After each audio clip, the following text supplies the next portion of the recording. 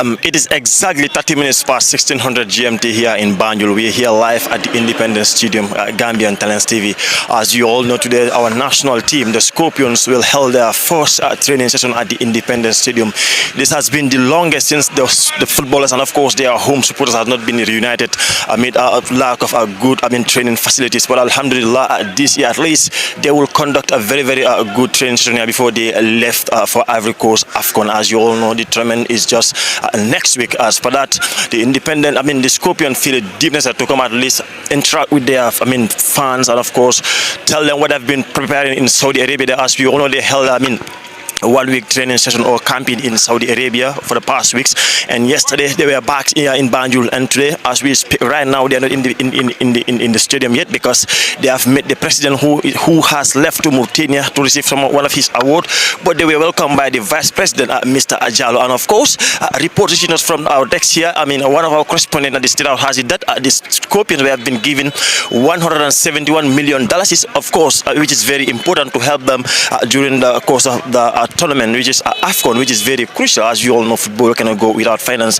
But as far as we are concerned, 150 has been already paid by the finance minister, and then the balance will later be paid. And this, whole amount includes, their allowances and of course their bonuses per share. Exactly. I am your reporter, Amolamjo, on the ground here. As we are here today, we will go upstairs there in the pavilion and we interview with the fans and see their reactions as far as our game, in the AFCON is concerned. This has been the second time that the Gambia making it through to the AFCON. As you all know, this time around we can never be underdogs, but of course a lot of fans and spectators has it that Gambia in the group they are slot in, of course they are the underdogs in that group. They are tied with Senegalese, our closest neighbors, the Cameroons, former champions, and of course Guinea, whom we beat last AFCON. But let's see what the future holds for our boys this AFCON coming. I am your reporter here on the ground, Amor Lemenjon, of course Lime is my able cameraman. Thank you, and do stay tuned as we bring you the reactions here in the Independence Stadium, and certainly the training session will also start. Keep watching Gambian Talents TV for all you need to know as far as our boys' first training session in the Independence Stadium is concerned ahead of their second appearance in AFCON in Ivory Coast. Thank you for now. Good afternoon, boy. Good afternoon, sir. Yeah, good afternoon. How are you doing? I'm doing good. Great. What's your name and what brings you here in Independence Stadium today ahead of our boys' first training session in the ground? Yeah, my name is Ibrahim Ajalo, the first and only blade runner in the Gambia. Today I came here to watch the training that the Scorpion is going to do here, their last training before the AFCON, because tomorrow they're going to depart to Africa. So it is good to come and watch your national team and see what are their quality and standards, and to come and support them. That's very important. How do you feel, seeing your national team making it for the second time in the AFCON? How are you feeling right now? Can you tell us? Yeah, I feel very happy because, Gambia is a country which, that we have very talented people. So the Scorpion have proved to us that, we are very talented, and then they have shown the world that, Gambia is a nation of sport. So we have young, talented people, and they have proved that to the world, to Africa. So it's something amazing. I'm so happy about that. Great, something amazing. You're so happy about it. But some fans has it that, this training session could have been free for Gambians, especially the youth here, because it has been the longest. Our players have not been united by our fans. What's your reaction to this? Supposedly they're supposed to be the payment, or should they make it free for every Gambian to come and watch the game? Yeah, it cannot be like that. So when we are trying to support, we need to all come together as Gambian to support. So the reason why it is not free is so that we can all support. When you're doing this, you're doing it for your nation, not for one person. So it is good also. Sometimes we do something to support. So I don't see anything, bad on this. Deep necessary, right? Yeah, it is. What are your expectations? What do we expect from our boys out there in Ivory Coast? Yeah, I really have 100% hope that these people, they will make it and they will really perform, and they will show Africa that we are very good like last time what they did. So what is your final prediction? My prediction, will you stop at the group stage or semis, or will you bring the trophy to Gambia here, or? For me, my prediction is just as what I believe we will. So that we'll go forward and we'll even look to the final. So I believe that we'll go to the round of 16 and also fight for the final. Thank you very much. He hopes that we will go to round of 15 and in fact fight for the final and bring the cup back to the Gambia here. And that was Ibrahim Ajalo, the first blade athlete in the country. Thank you for having you. Thank you so much. Great. léegi askan wi comme nu mu leen ko waxee rek ñu ngi live here at the Independence Stadium luy happen fii tey mooy boy seen final training session balaa ñoo bàyyee ko dem ba Ivory Coast a perform si AFCON bi and here with me are the nations Bright Stars. You all know them, so we'll engage them and ask them what's their reaction and then how naka lañ gisee boy seen preparation bi. First let me start with Assane jërëjëf nakam. jërëjëf di la jaajëfal. Very good. Naka nga gisee boy ñu ngi make AFCON for the second time. What's the feeling like? Well, it's growth because some of us have been, football is like passion. No mel, comedy no mel senyon football tam non la mel. Growing up from the hood, London corner, you play football.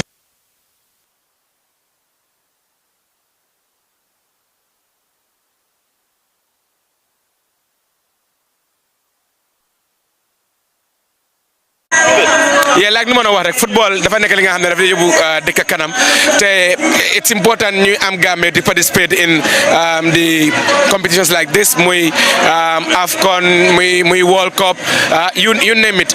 See lower level, see under 17, under 20, we've made it up to the World Cup level, so it's high time senior team mu gëna am ay caps or representatives see AFCON tournament bi, and inshallah hoping to make the World Cup qualifiers or to qualify to the World Cup come 2026.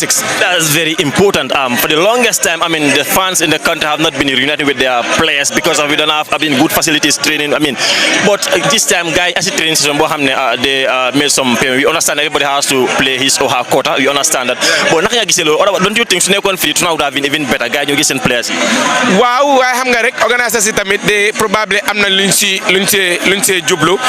Maybe they are trying to raise funds. Why? Anyways, could nekata so the average Gambian the planet the moment pay $300. So nekon free obviously mono gonna favor ku neka, but the organizer system dafa am luñ ci out. But li nga wax tam dégg la next time tamit maybe organizers yi ñu gëna bay seen xel si façon yi because early preparation dafa important. Tay nit ñi for 3 or more mënu am football si biir suñu home ground, so tay would have been a better opportunity for people to come wish the boys ñu am ambiance fi first step ñom tam ñu feel ne the country is behind them.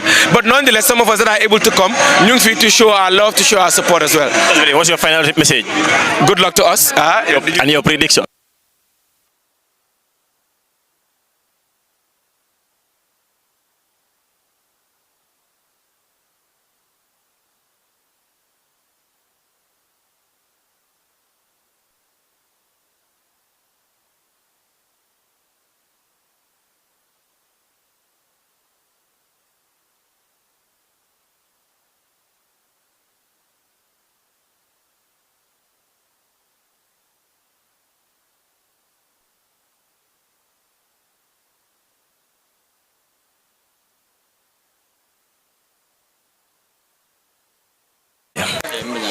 Great.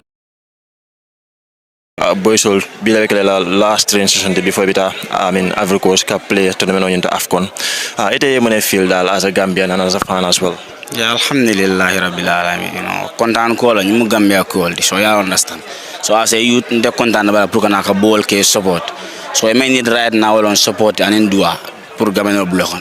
So me try nga ball nga support dealer nga dua gale back. Gambia call them. So nga also me wala kontra Pukanaka gale trains so jiwejante. Ito la prediction be kilam re Gambia ye final la bang for semi final bang for be kalo fe le group stage lo re nyaadi. Nga kuwal di namin tengkaya mo ni katola fa bake compared to the last African Cup la ni o deuxième katola ke still now nga believe to le betam la group stage to le it doesn't matter size ni matter ne matter wala determination ha kata ko ni kata wo bake kay mom no betam la group stage ndango jigo so to le.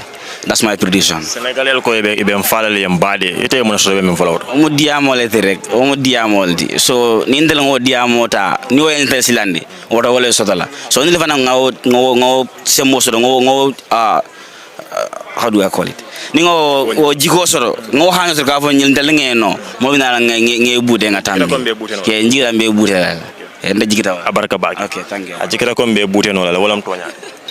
Good evening, gentlemen. Good evening, how are you? I'm good, thanks. We've seen you come to the Independence Stadium to cheer our boys who are supposed to have their final training session before they left for AFCON in Ivory Coast. How are you feeling about this?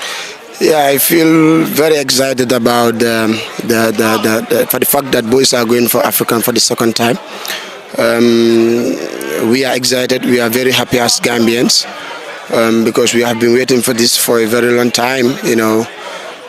So we are very fortunate to find ourselves in the Africa Cup of Nations for so many years of struggles that we cannot qualify. And now this is our second time going for African Cup of Nations in the Ivory Coast, for the second edition of the Gambia to be qualified in the African Cup of Nations, which is, in which we are very happy and excited to see our brothers playing in that stage.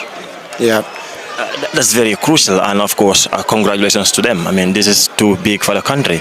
But a lot of fans, this has been lingering in most fans' tongue that, I mean, this paid, because there's a payment before you enter to watch the presentation. They could have make it free to make sure that all Gambians come and watch the boys, because for the longest time, I mean, fans have not been cheering up their boys in the independent studio like this. What is your assessment on that? Yeah, in fact, I was thinking about that because it has been a very long time.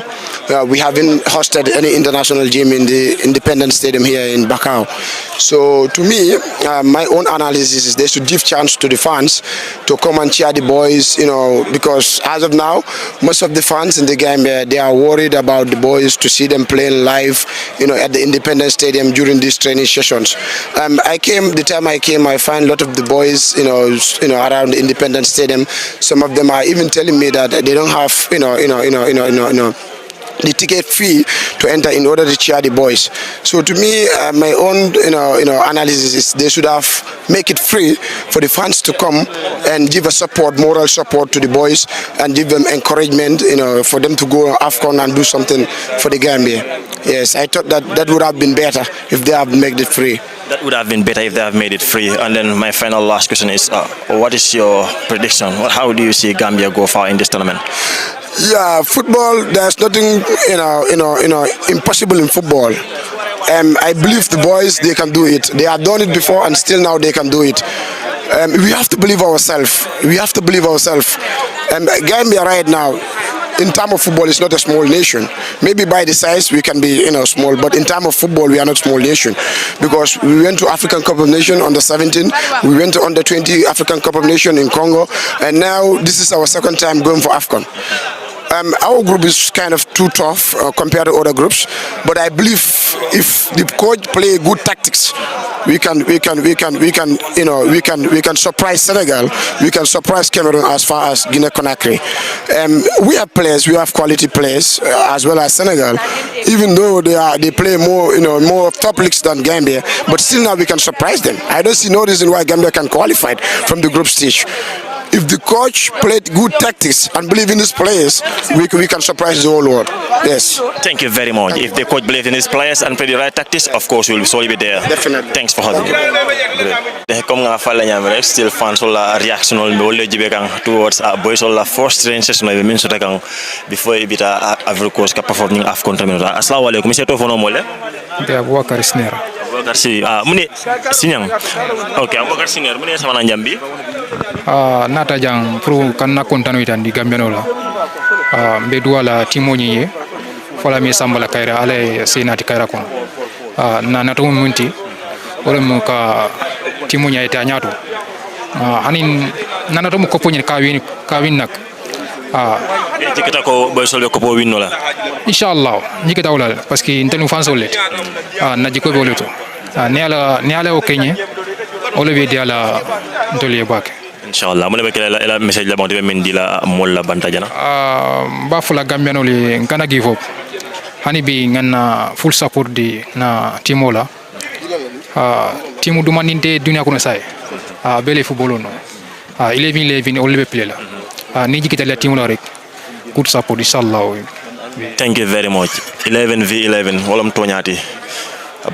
Yeah, good afternoon. Tell us your name and what brings you here in Brazil, because we know our boys will be having their final transition before they left for AFCON in Ivory Coast. Yes, my name is Babu Karmendi, but I'm commonly known as BM. Yeah. So I'm here to support the team as a whole, and my boy as well, Ibu Adams. Yeah. He's glad to see you here. Pardon? So he'll be glad to see you in the stands. Yeah, sure. Yeah, sure. Great. I mean, what is your assessment? I mean, comparing our last appearance in AFCON this year, making it second time. I mean, do you see any gap that needs to be filled prior to the league this year? Yes, last year was exciting. It was our first time ever. Expectations were not high. Everyone was just hoping, enjoy. Second time round is always different. So opponents and all watchers will be keeping an eye, knowing yes, last time round Gambia came on surprise. So no one will take us lightly. They will be very serious about Gambia, and it will be tough. And the group didn't favor us as well. You know, we are playing against defending champions. I know Cameroon are 5 times champions. You know, Guinea is Guinea. Senegal defending champions. So to be honest, I'm just gonna enjoy. You know, let's just be disciplined and get through the rounds. You know, yeah. Do you see us far in the tournament? Do you see us? Reach, I mean, the knockout stages, or in fact going grabbing the trophy out there, bringing it to the Gambia? Yes, I'm gonna put this on a downer. It's gonna be very tough. Because the preparation was not good.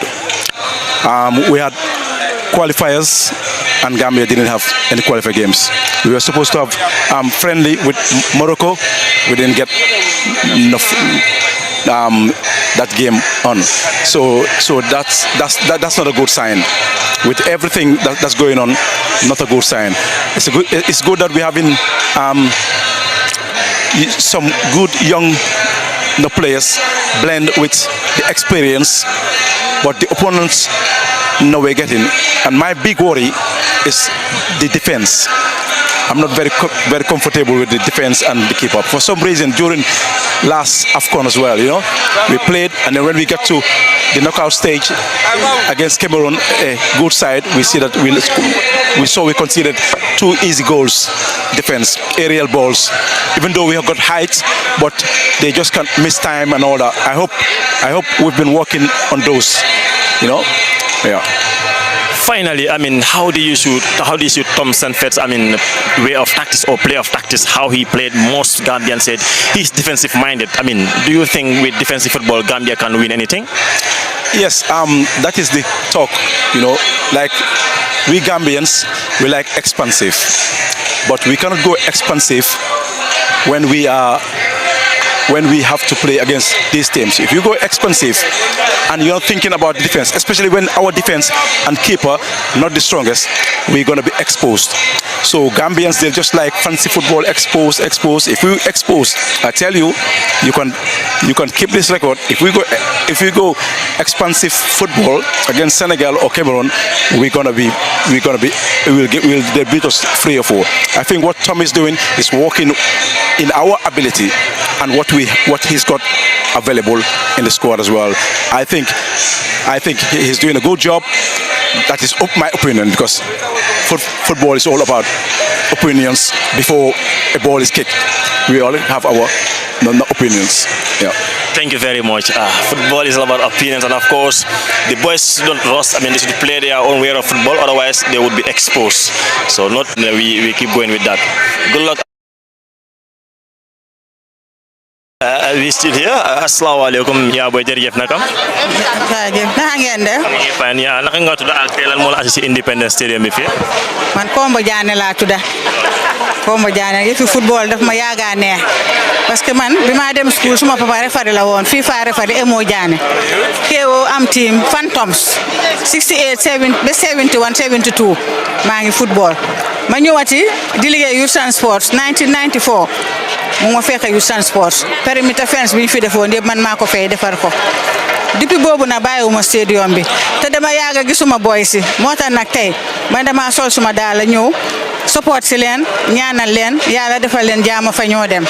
jërëjëf amiin yàlla nangu sa ñaane ku xool sa at xam ne am màgget nga waaye fekk ne football bi si deret bi la nekk loolu tam waaw exactly for that bindike rek. fekk football waaw dama ñëw fekk jëm Sénégal 20 suma papa nekk FIFA refari Emo Diané waaw ma foota gisee suñu boy mbaa yaakaar nga ne gars yi dinañ try dañoo win sax bii moom buñ ma rusloo nañ win rek gis nga suñ winee bii rek man duma leen seetati sax dama toog rek ñu indi kopp bi waaye nañ win bii rek man daal loolu rek laay ñaan mënuma toog si kër gi xale yi wax nañ ba soona ma ne leen man damaa dem seetaan nii foog ma dem. jërëjaf. waaw ñaanal leen. am na solo baax a baax and here with me is another young fan here.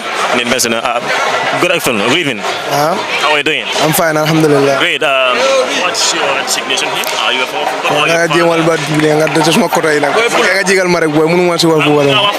Lan moo la fi assisté? Waaw jërëjëf boy bilaay jégalul rek waaw. Thanks man waaw. Bama eno mbara. Alhamdulillah. Being ngajina independence ka bola last train session jibe before bita Ivory Coast ka afkono play. How do you feel? I feel happy because Bosol yakata bakele with all the difficulties, ya try ya make for African Cup. So we are very grateful and then we are here to support them as usual, inshallah. But Dani Kankale fana, Allah say so Cairo la, I say so victory la.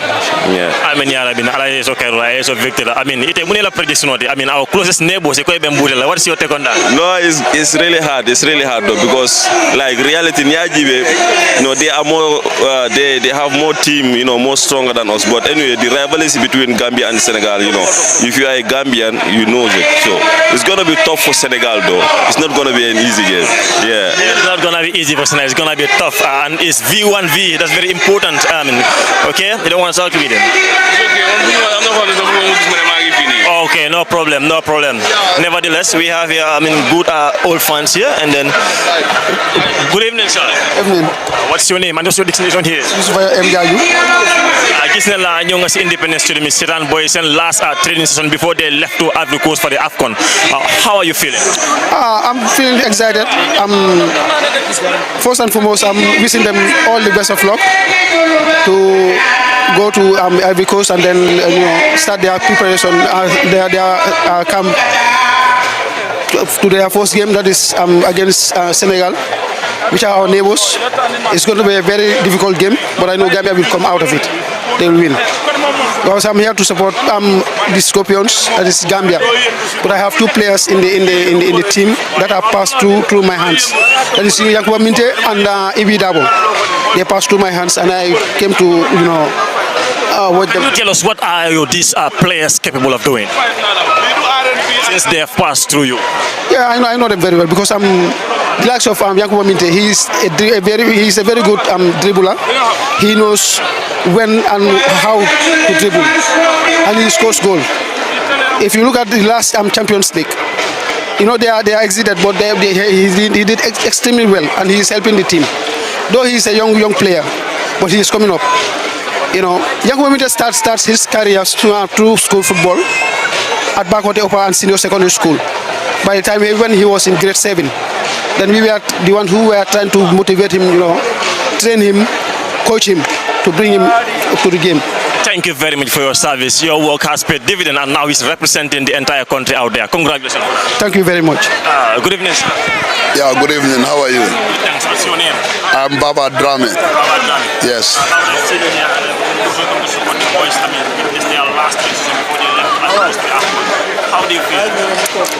Oh, I feel excited because the Scorpion in these past few years, they have tried very well, and I wish them all the best in this AFCON, and I pray to Allah so that they will perform well and bring the cup back to Gambia.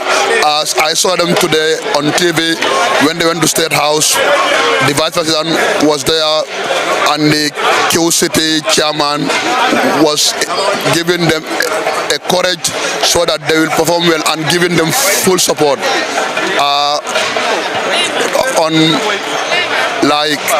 Especially I will also support them and wish them all the best so that they can do well in this AFCON in Ivory Coast. Thank you so much. That's very important. What is your final prediction for the Gambia versus Senegal? Even though it's not only stops at there, but Gambia is not in a group which is very, very tough. We are not underdogs in the tournament because last year, our first maiden appearance, we made wonders. This time around, we are going there as a very competitive team. But in our group where we are starting, we are, you lock horns with, big guns. 5-time winners, Cameroon, the Guineans and of course the Senegal, our closest neighbor. What is your assessment on that? Okay, my assessment on that, Gambia is a very good team and Senegal is a very good team. I support my team, Scorpion Gambia, and I believe that they will defeat Senegal. That is my belief. He believes that they will defeat Senegal, and that's very true. Like I tell you, Sunkutol Kebal, Dinding Keba, Musike Kafol, Belebijang, Jerjef now, Jerjef Nakam. Fine, thank you. Great. We've seen you here. You've come to cheer your boys at the Scorpion. Yeah, I'm so excited. Can you tell us what is the feeling like? Supporting your boys Yes, I feel happy to see boys performing, and then I'm a Gambian, so my wish for them is to come with trophy, wish them good luck. I'm just happy anyway, but I'm always praying for them to come with trophy so that we can celebrate in our country. Yeah. What's your name? I am Banna Sisao. Yeah. Thank you very much. And that's it. We're here live in the Independence Stadium. And there is Eliman, Gambia's #1 fan, in case you don't know him. As the saying goes, I mean, Yoka Chere Dolinyo, that's the box. If you can chip in some dollars or $5, $10, or $20, it counts and it adds on. And again, here with me is another big gentleman. Lamin, can we have this uncle here and let him tell us his reaction about today's final training session? Good evening, sir. Yes, good evening. How are you doing? I'm doing good. I'm fine, thanks. We've seen you come here to cheer the boys watch their final training session before they left for AFCON. What is the feeling like for you? Well, this feeling is quite okay. We're just happy to be around and them to give them our fullest support, to show them that we will always be behind them.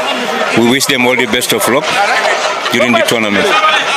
That's very important. We wish them all the best of luck. A lot of Gambians have been saying that our preparation towards the AFCON is a bit slow because we haven't made any any test game or any, sort of a game to test the strengths of our boys. Don't you think that also is an obstacle? Well, I'm a bit disturbed by the news, but what you said is important. All what is needed is to give them the support. The fact that they were able to qualify for the AFCON is enough to show that they have the talents and the potential to move ahead. What is your prediction for the Gambia? Are you seeing them bringing the cup or they will stop at the group stage? We wish them to reach the final for the first time. That's what we should program ourselves. Maybe another tournament, but I doubt whether we can make it. But I hope we will make it up to the finals anyway. And I wish them luck for that. What's your name? Sheriff Jame. Yeah. Thank you very much, Sheriff Jame. And here with me is, I think he's an Arsenal fan, by the way. We'll engage you. Good evening, sir. Good evening. How are you doing? Fine, thank you. Hold on. Cool. How is it like for you coming in the Independence Stadium to watch your boys training for the first time before they move to Ivory Coast to play in the AFCON? Well, we are very happy to see them moving to the African Cup of Nations again. And we're doing our best to support them, and they will come with a good victory. That's what we are praying for them. They will come with a good victory. That's very important. What is your final prediction for the Gambia? What level do you think they can reach in this upcoming AFCON? Well, hopefully they will go to the quarterfinals. Yeah. So optimistic they will reach the quarterfinals. That's a very good one. But the last time I think we reached to that level. So don't you think this time it would have been better if we get to the finals? If we are at the quarterfinals, there we will know where we will go next. Thank you very much. Let's wait. The AFCON is just at the corner. And then, good evening, sir. Good evening. How are you? Good, thanks. And you? I'm good, thank you. Hey, you also you come here to support to watch the boys make their final transition before they left for AFCON. Exactly. It's an exciting experience because I think the last time I watched Gambia play or even train was in 2015 against Cameroon in September. Unfortunately, we lost that game. That was the last time I had opportunity to see the boys train or play live. So this is an exciting experience for me. That's very important, an excellent experience for you. But a lot of football supporters or football enthusiasts are saying that they could have made this free for every Gambian to come and watch the boys, because it has been the longest since the fans have not been cheering up their boys in their own ground. And this season could have been a very good opportunity for the boys to reunite with their fans. What is your reaction to this? It depends on the perspective you are looking at. Like, I don't know where exactly the money is going to, but I think maybe it is for the preparation of the tournament. Maybe the fans club will also travel, so maybe the money is going back to the team. So if you look at it in that perspective, it's okay if we can contribute to our football development. So if they can also make it free for others to come and watch, that's also okay. But I think this is the only way we can contribute and give back to the boys or the fans who are going to travel to Cote d'Ivoire. That's very important. We all need to play our own role to help the team go far. Where are you seeing the Gambia in the tournament? Are we going to the finals or? I'm going to take it one game at a time because we are in a very difficult group. One game at a time. So I know Gambians, like, even if we are playing against World 11, we think we should win. But I will take it one game at a time. So, like, what is your prediction? I think it's going to be an intense game, and I think Gambia versus Senegal, it always brings the best out of Gambia. So hopefully the boys, they will go and defend the national flag very well. I want to see us compete. So hopefully we'll come with a good result. So I can see a draw in that game, but I will want Gambia to win. Yeah. My name is Landin Dahaba. Landin Dahaba, alias Peace. Yes. Thank you very much. Again, Assalamu alaikum. You're on mic. Assalamu alaikum. Big man, how are you? I'm fine, thank you. Great. What's your name, please? Usman Jai. Usman Jai. And what's your destination here? Are you a former footballer, or a football fan, or a football lover? I am everything. To start with, our company installed the pitch. So we did the football pitch today. So my coming here is for two ways. One, as a patriotic Gambian and a big Scorpion fan. And secondly, because my company installed the football pitch here. So I'm actually coming to see the impact that it will have, because the first time it's been used for football. So that's what we're here for. This is my engineer here. So after the match, we'll go around, do a survey and see what impact, how basically the pitch is completed. So it's now in a testing period. That's very important. And I think you had a very big assignment here. I mean, coming to see the performance of the boys, and of course how the pitch will look like immediately after the game is a great task. I mean, how optimistic are you of the work that your engineer have did? Do you think it's good? I tell you what, this is the first time in Gambia we have this is a hybrid pitch. So it's the same standard that you will find in all sophisticated countries in the world. So it's artificial and natural grass mixed together. So you will see the impact. And this will last here for generations. It's the first time it's happened here. We're looking to see if we can expand and do it in all parts of Gambia, because the playing surface is very important when it comes to the quality of football that it will produce. So you will see it for yourself today. Okay. Thank you. Let's wait and see what this probably this match or training session design or tell us, of course, what unfolds. I mean, if the work is good or quality, time will tell, right? And gentlemen, how are you? I'm fine, sir. You are the engineer in charge. How optimistic of the hard work you've made here? Very optimistic. Are you sure? I'm very sure. All right. Thank you. You're welcome. Great, that's it. As you can see, the VIP covered pavilion is not filled up to expectation, because most fans could not, of course, afford the $300. But although, like in my ST's voice, your change for a change, together we can make a change. We are looking for change. So it's important for each and every Gambian to, of course, contribute to support our Scorpions as we are heading to Ivory Coast. And football without finance can't go. And let's move here. Lamin, come, let's have this gentleman. Hello, sir. How are you doing? I'm good, and you? Great. We've seen you come here. What is your purpose of coming here today? Can you tell us your name? Well, everybody knows everyone's purpose of coming to the stadium today. It's obviously to come and watch our gallant Scorpion, give them the moral booster that they deserve. Give them that support, of course, and for the fact that we really miss watching them live. So it is really crucial and important for us to come out and see them after many years, So also wishing them good luck. Yeah. That's very important. For the longest time, our players have not been reuniting with their fans. I mean, this is a great feeling for every urban footballer and every Gambian. What is your assessment going into the AFCON in a week time? How do you see Gambia going into the tournament? How was the preparation? Well, I think we are at the tail end now. What is more important is for the entire country to unite, rally behind the team and support them.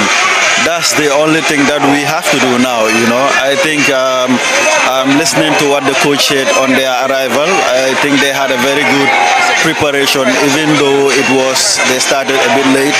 But I think we are good to go, we are good to go. We are good to go. Gambia is no longer an underdog in the tournament because we've made our first maiden appearance, and this year marks it for the second time.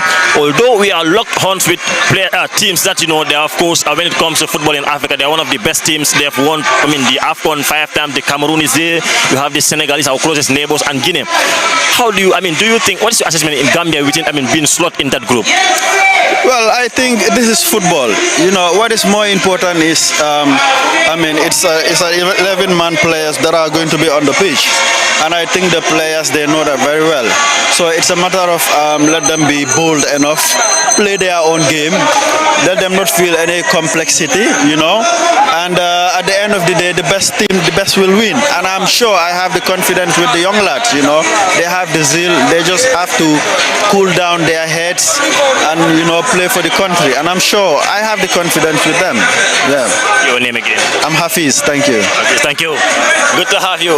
The boys need to be bold enough and then play their own football in order to win what they're supposed to win. And it's 11 v 11. Good evening, sir. I'm sorry, sir.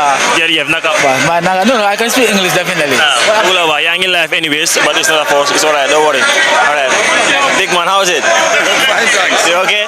Fine, thanks, yeah. Your friend don't talk, but I hope you want to say something. How is it like for you coming to cheer your boys here in the Independence Stadium? It is delighting to come and cheer our guys.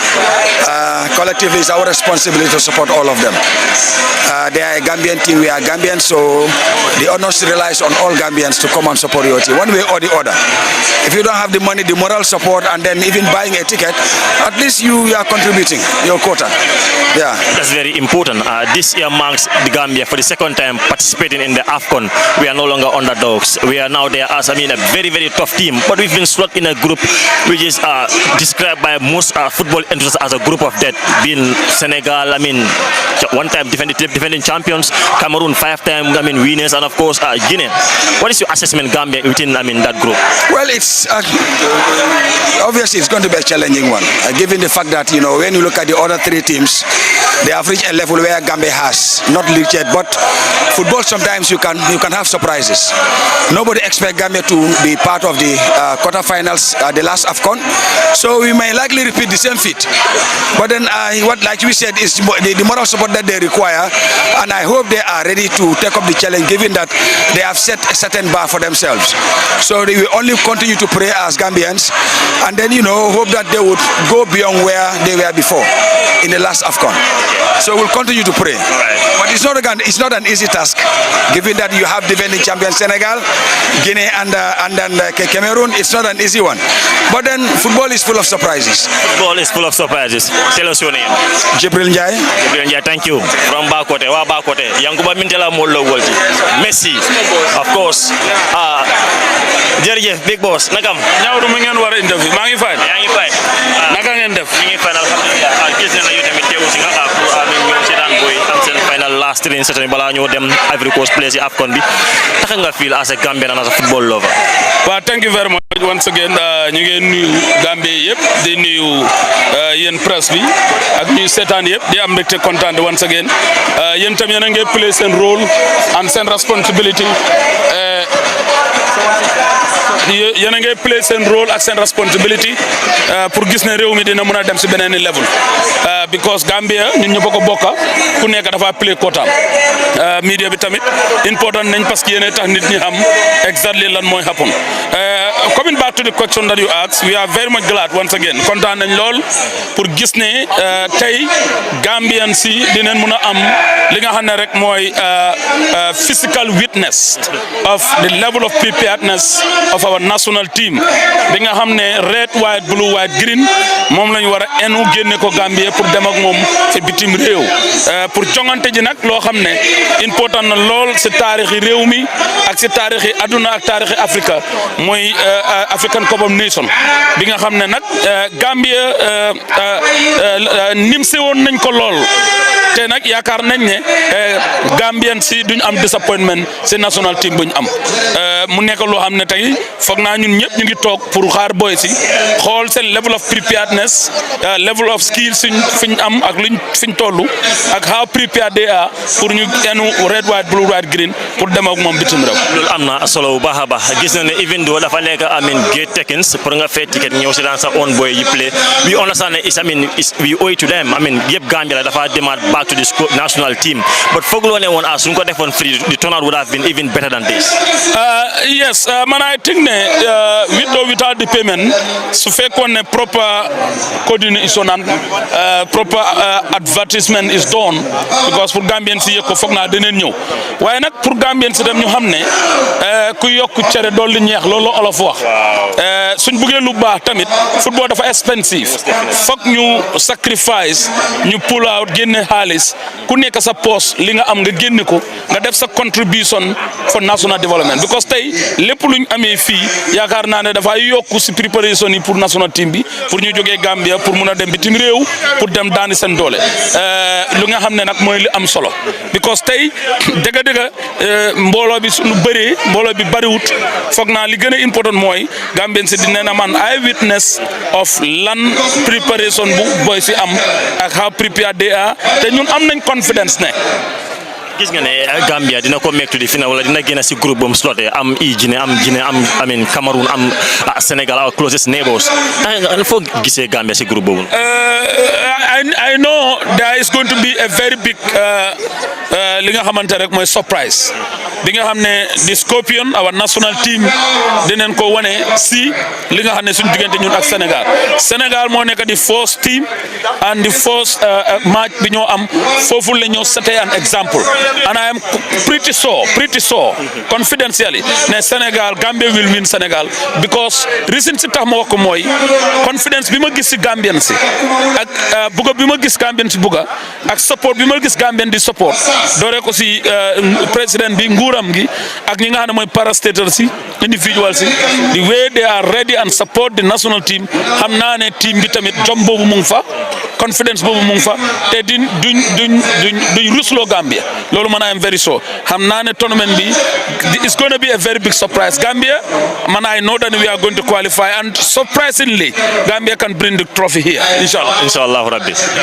leneen lu ma yokk rek mooy coow bu bari si affaire coach bi Tom na xam ne is representing Gambia red white blue white green moom lañ jox óolu ko na ko mu nekk di technical arm mu head the technical arm of the team pour mu yóbbu ñu AFCON Tom moom lañ yaakaar muy coach bi pour mu deliver and this is among the most important competition bu Gambia mos a am kon dafa am solo trop pour Tom mu set an example all eyes is on him na make sure ne expectation bu nit ñi am Gambien si ba jox ko national coach expectation boobu mu deliver ko loolu mooy expectation. jërëjëf loolu am na solo Tom you need to deliver up expectations Gambians are definitely expecting a whole lot from you Lamin.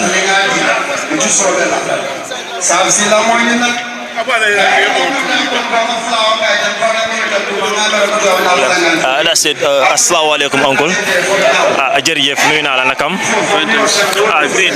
Gis na la yow tamit teew mën nga ñu wax sa tur what is your designation? I am Kemo Cisse, Director of Finance, Gambia Football Federation.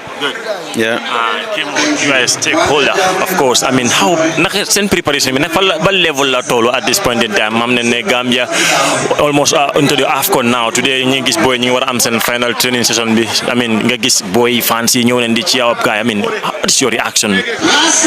First, I think we need to thank the government of the Gambia for the tremendous support they're giving to the preparation stage because that's more important.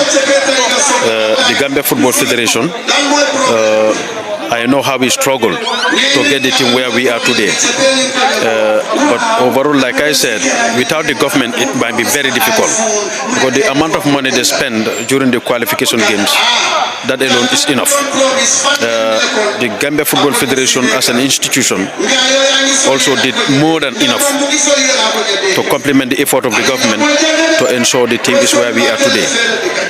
Generally, we have to thank the general public, that's the citizens of this country, for being behind the team. And today we can thank God that we are all back here today at the stadium. For like more than 2 years, we did not see our national team playing at the stadium here. But thank God it's happening today. We are all here to witness that. Though it's a training session, but it's good to see the team back before flying to Ivory Coast. So that alone, I think, is a great achievement. Yeah. That's very important. As you all know, it's a great feeling to see our boys playing live. How soon will Gambia have its own, quality or a stadium that is fit for purpose for the boys to be playing their home games on the ground here? How soon are we prepared for that? I cannot be specific, but I'm very sure the government of the Gambia is doing everything possible to ensure the stadium is completed to the standard required by CAF and FIFA. That is not in the hand of the Gambia Football Federation. That's a project under the government, and they are doing everything possible through the Minister of Youth and Sports to ensure the requirements are in place. Yeah, that's very important. And then my final question is, how optimistic are you? About our boys are there. What are you expecting from them in Ivory Coast? Well, to start with our first game, is football. People might think Senegal is a big nation and they have top stars in the world. But I can tell you, I've witnessed the 2003 game, Gambia-Senegal, at this same very stadium here. Then Senegal was just from Japan, 2002 World Cup, when they had top players, the likes of El Hadji Diouf, Pape Bouba Diop, Salif Jawa and others, Khalilou Fadiga. Those players, looking at their quality, you cannot be compared to their current squad. Yes, now you can mention the names of Sadio Mane and others. But Gambia those days in 2002, 2003, all our top players were like in the 4th division in German, the likes of Kemo Sise, for instance, Abdou Ndiaye, Momar Ndiaye, the likes of Jato was a top player, Samuel Kadbo was a top player, Ibu Sila and Idrissa Sonko were the few players. But the current squad of this country, Gambia can challenge any big country in football, any big country in the world. Any big footballing nation, Gambia can play against them and we can get a very good results. Look, if you look at our up front, the type of attacking players we have, the likes of Yankuba Minte, he's young. If you know the qualities of Hamza Bari, you look at Musa Baro, you look at the Bademosi, and Ibak Hassan, Ibrahim Akoli at the Champions League, you watch his game. Look at the likes of, Ablai Jallo. Go back to the defense line. We have promising young players coming up. Omar is very experienced. So if you have those type of players and you have a good coach who is able to give you back-to-back, for me, I'm very optimistic that Gambia can win Senegal in the first game. That I am very, very sure. Allah knows what's going to happen at the end of the day, but me, I am very hopeful that we are better than Senegal. That's my thinking. Because you look at that defense line, you have old players there, the likes of Koulibaly and others. There are no more young players. So let's be hopeful. It will be fine. Thank you very much, and then good luck. That's very important. Askan mi mbokk comme nun ko waxee rek ba léegi ñu ci Independence Stadium bi dina asil live reaction because stadium bi gay génné angul players yi génné angul fa ñu ci biir tunnel bi waaye xam naa anytime soon dinañ génn ci waat ñëw ñu am seen training session bi, but it's a great feeling fii ci Independence Stadium bi as people are expressing how excited they are to see their boys for the first time or for the longest they have not been seen them. Assalamu alaikum. Wa alaikum assalam. Nakam. Maa ngi alhamdulillah. Maa ngi fine. Mën nga ñu wax lan mooy sa signature bi? Well, man maa ngi tudd Ansumana Sanyang. Waaw. Man dama ñëw seetaan game bi. Waaw. Lan moo la motivate ba nga ñëw seetaan boy seen training session bi tey? Well, I think it's been quite a while. Gisuñ suñ national team play in our homeland, so this is an exciting moment for us to see. At least dañ dee mën a seetaan on TV, but we've not been seen them physically play in the Gambia. So that is the motivation that brought us here. loolu am na solo baax a baax it's like yow mi nga nekk Gambian nga génn supportaat beneen Gambian so Gambia dafa àggal level boo xam ne ñëpp a war a nekk benn ñu support ndam bi waaye naka nga gisee gars yi seen préparation bi ndax gëm nga ne gars yi suñu demee AFCON dinañ ko mën a make foofu noonu despite the fact ne ñi nga am former 5 times champions yi Cameroun ak am nañ Guinée foofu noonu am nañ suñu néeboo ci Sénégal yow lan nga naka nga gisee Gambia ci groupe boobu. Well, I think the preparation comme ni nga ko laajtee naka laa ko gisee to me I think it's a good preparation. I think yes. To me, I think it's a good preparation. I think the last time we went, we were only there to participate. We've seen how far the team went. This other time, I think the team is prepared mentally to compete and not participate like they thought it was supposed to be. So this time, I think the mentality is to compete. So this is what made it a little bit complex for other teams as well. They are better than us. Well, when we meet in the pitch, it could look different. The game, I think in as much as you have those people having their players playing at high level, we also have some players that are playing at high level football, who are playing high level football. So this is where maturity also may count. So a lot of things could come out of it. Yes, Senegal is a big nation in African football because they are the defending champions. Cameroon had been there, but that is history. All right, not the recent team, not the recent Cameroonian team. So I mean, quite a lot of things could come out of this. The whole thing is about that. So everybody should understand that this is about Gambia. We are all out to support the Gambian team. We couldn't have had another national team. This is the only national team that we have. So even if we support other teams, they are not our national teams. This is the national team of the Gambia, and that is what they represent. So they represent us out there. So they are the only team that puts on the Gambian color when they go out there. So this is why we are out here to support them. So thank you very much. That's very important. Irrespective of our political, we need to put our political differences aside and of course support the national team. This is about Gambia. Gambian kula nyante na min. Be kafunyoma nga bol mo ko ngi support amin ye futa nyanda ka futa dami. Assalamu alaikum. Wa alaikum salam. Ning training session ning Sulamantu Mankuto. As you can see, immigration personnel will be jande different security apparatus will be na jande ka boys will jibe. I mean because if amata ke jele, I mean how do you feel kanana jang to bol at first training session jibe with AFCON? Well, I'm very happy for the first time witnessing such an occasion. Then I'm very, very happy for now. I'm very, very happy. I can't know how much I am very delighted. Yeah. Great. I mean, for the longest, Gambian fans have not been cheering up their boys and watching them live train or play. I mean, the feeling is very. You express how delighted you are.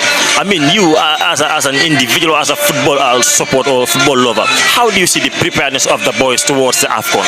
Well, to me, the preparation is going fine. But the only thing that's lacking, I think they should have a test game before the D-Day, before we meet Senegal, at least 1 or 2 game. But unfortunately, opponent, time they didn't allow us. But let Senegal don't underrate us because we are voted number 3 in CAF Nation Cup competition. So in Gambia, right now in Africa, we are number 3. Yeah, that's very important. Let them not underrate us. If they underrate us, we will definitely upset them. What is your prediction for Gambia, Senegal, our close neighbors? You started with. Well, it's not going to be an easy game because Domundela don't buy. So it's not going to be an easy game. It's a tough game. My advice to the boys: let them play with maturity. Let them not take the game too personal because let them very careful. Senegal will play with mind game. If you can remember under 20, the way they beat us, they play mind. We are good than them, but they play mind. They play with maturity. Yes, I'm advising the boys to play with maturity. Be calm and let them do the needful. Let them make us proud. All right, thank you very much. Tell us your name. My name is Fansu Dumbia. Fansu Dumbia. Jerjef, immigration, enumbara. Of course, didn't think about music of didn't know a football love, and of course I've been a big fan for the Scorpions. As you can see how he dressed tells you a lot about the boy. Jerjef boy, nakam. Jawara. Naka tuda? Man Ansu. Ansu. Wow. Ansu, you lan mo la fi affiliation independence. Dama ñu ak sama papa. Ñu ak sa papa. Wow. Setan boy. Wow. Naka nga feel ñi ñoo nga na setan sa Gambia sa own pro sa players setan nga. How is the feeling for you? Naka nga feel? Exciting. Right. Wow. Okay, lo wanam naka nga gisee boy si AFCON bi? Ndax enjoy trophy wala ne sori si tournament bi? Foog naa dina win AFCON bi. Inshallah. Inshallah. Jërëjëf. Wow. Thank you very much. Assalamu alaikum, big man. Nakam? Mbija waay. Yeah, mbakul waay. Okay, good. You told you ma ko mo. Nte. Okay, nte Musa Cissé. Musa Cissé bi ngeje jang. Ngalen ne ko ko ngal mbial na miem mul si janda bari ko chokore kadi awolo fa da kono. Sila munete si jang. De kay men si ja wala ngana gal jube la last training nying. So adim fanan ka duwe ibeta competition no pile la so gal so idea dal ni ko boy nana. Ni ko boy na. Akuma jamaa ya fa fanko Gambia be groupe do mi yalan ka fa groupe ni ko ya batal. Senegal be je mi yalan ka fa to defending champion ulti. Cameroon be je waliata la signalul nim feng.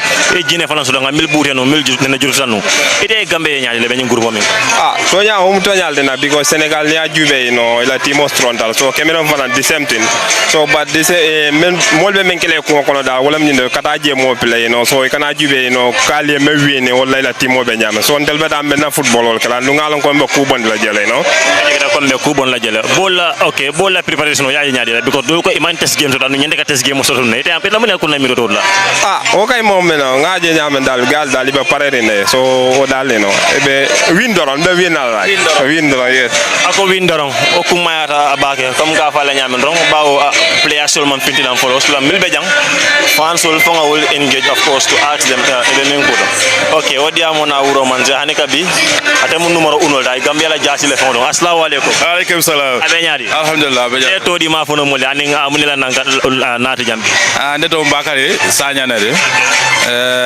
nana ko ngo janga moy na buntalol gundal kebal wala nyana bala bodu nyoto fe asotola nga bonum fana nga na jibe wala sa bu jambi o kumata bake ne ajibe akita wati janti Gambian fans wol may player je ka train wala ko ninko ka play idina dake amode mi alhamdulillah nyina Gambenol ibe first train season kala jana mi ala ka wala be kala last one de jandi bita Afcon ite mune feel as a Gambian as a football lover akonta fokontano because for the first time or after 5 years the national team train you cannot if you cannot see them playing major tournaments but train now is something of contano lem dorong contano because kulo mi yalo nyana kala wate ware bari ne buka so no ina ya so do bi wana kaminga mo dorong company let me just go and be part of this because history na fana mad and be part of it am nyalom mi ko ni nyamato badi mo African to mo ne ka sango to mo la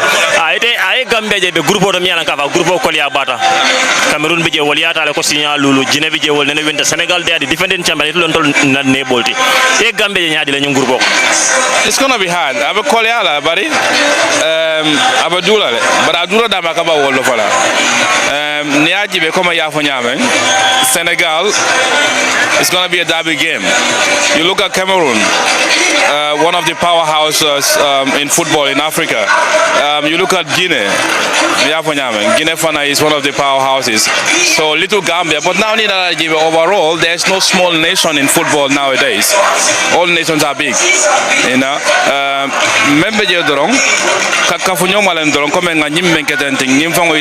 Is a big support towards this event because Narajanga Kodolejo so that the money that will be generated from this would be a big support or a boost for the national team. Support them and the determination from the boys. Let them play together. First jump, team all they are big, but baby professional leagues all outside. Coming down from Fanango 90 minutes or Walentala.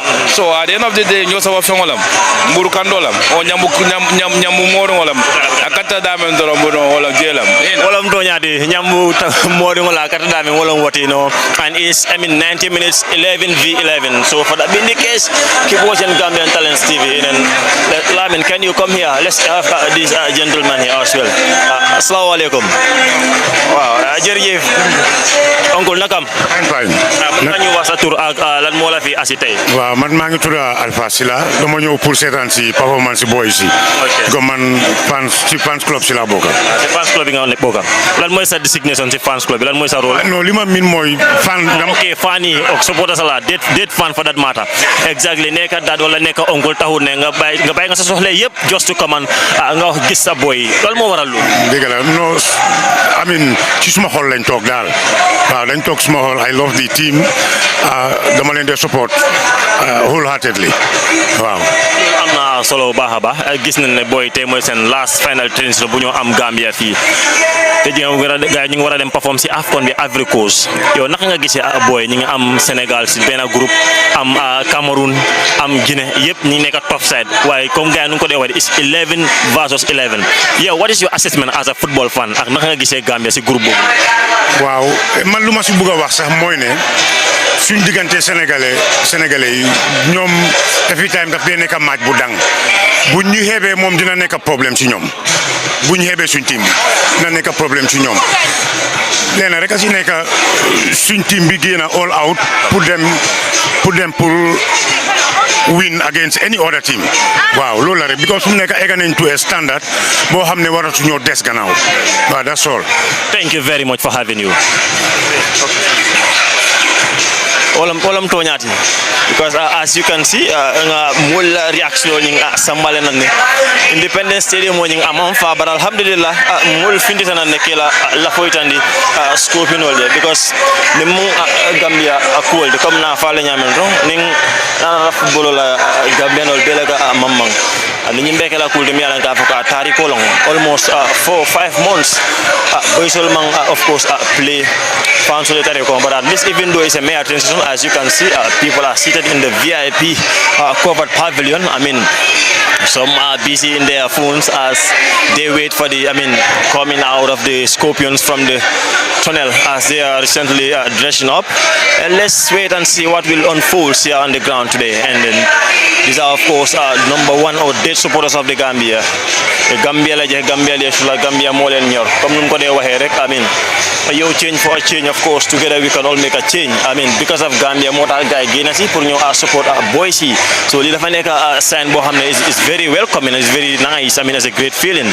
Lamin filo ta gale ba yaten le ko kuma stadium follow because me play la le badu kande fe man nan follow bari filo long wati, and then the command spectator le nyami robe seri the press and of course cameraman ul beni la camel be seri sanga player da malle batu putiol ning ko moy e fendile la training of us conducting, and then we take it from there. Nga sabale jenu janne ata fanan ni youth sol la fanala ka mamanje bake Alaji Muhammad fanale jenne wo veterano bar bi ngalang wo kuta kere mbi plele be kere njang so nim mun Gambia kolde mo jamal nin kudu kumba jamal be findre ka joko ka Gambia ning support it's very important. So comme ning Gambia ko be kendron al nga finde ngam bulola dinyo la nga Gambia ma ko ba won tol nga Gambia ndingo to so na yin Gambia ndingo ngana jutala wala mo tonya dal ka continue ka Gambian Talents TV jibe don nga nse ko be bondal ja membe kering Independent Stadium mota jang beach dola tege tol mo keme sabalti bari Gambia no lela Gambia ni ay tandi na taka o kemo sabo nyin jo kaje ko kela bol jube ye train ke ibe la final training session nyibe minke kan, and that $300 of course will go a very a long way. So wala ngoti lamin ko ngamela gal se continue kan jibe don nga break ta do monding to mondo ba nim mutana nyato mais interesting interview dila galale on of course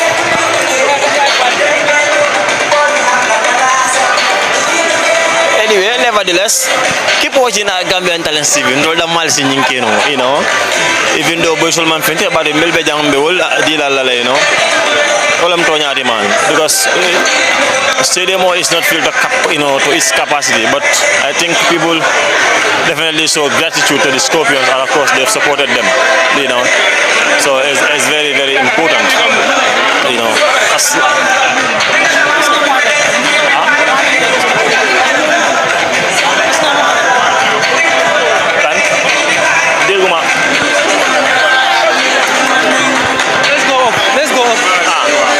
Yes, follow us and have more interviews with somebody now. Yes, excuse me. Hello, big man. Nagam, anybody? Great. No to that. Aliou Jabi. Yeah. Aliou, this is not the young guy.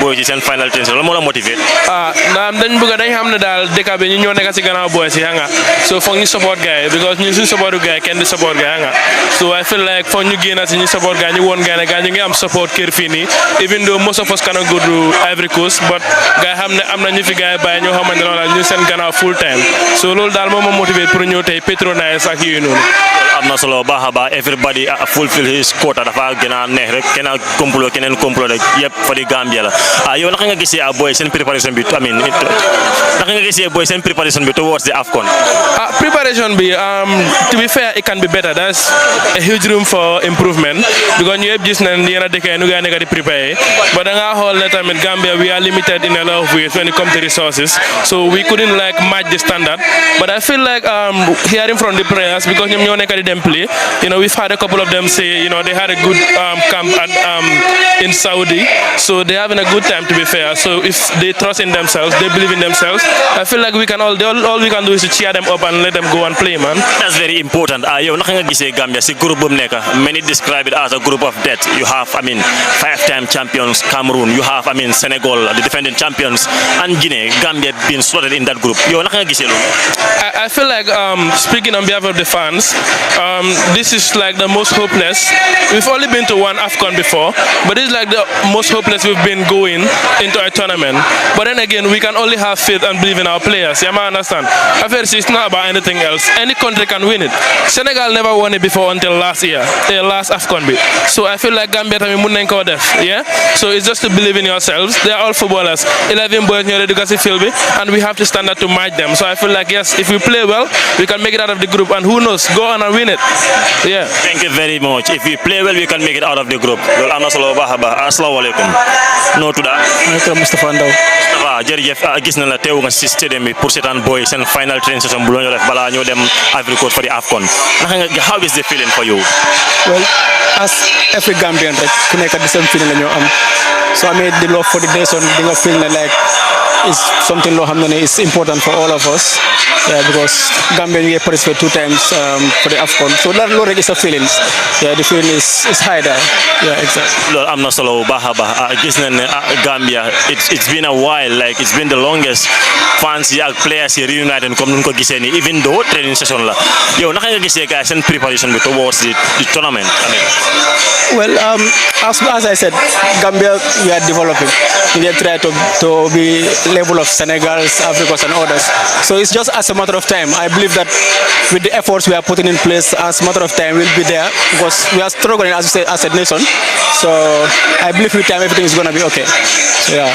Good. Turnout be even though hal is at 300, gis nañ ne Gambian yu bari again si nañ support. Foogloon ne suñ ko defoon free tamit crowd bi wala I mean fans yi dañu gën a ëppali considering the economic situation of the country. Well, loolu tamit dëgg la.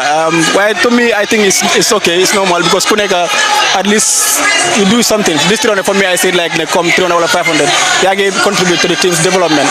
You understand? Man loolu laa believe waaye xam nga ku nekk ak seen financial mun na am tamit other financial constraints most of from coming, but to me I believe it's normal.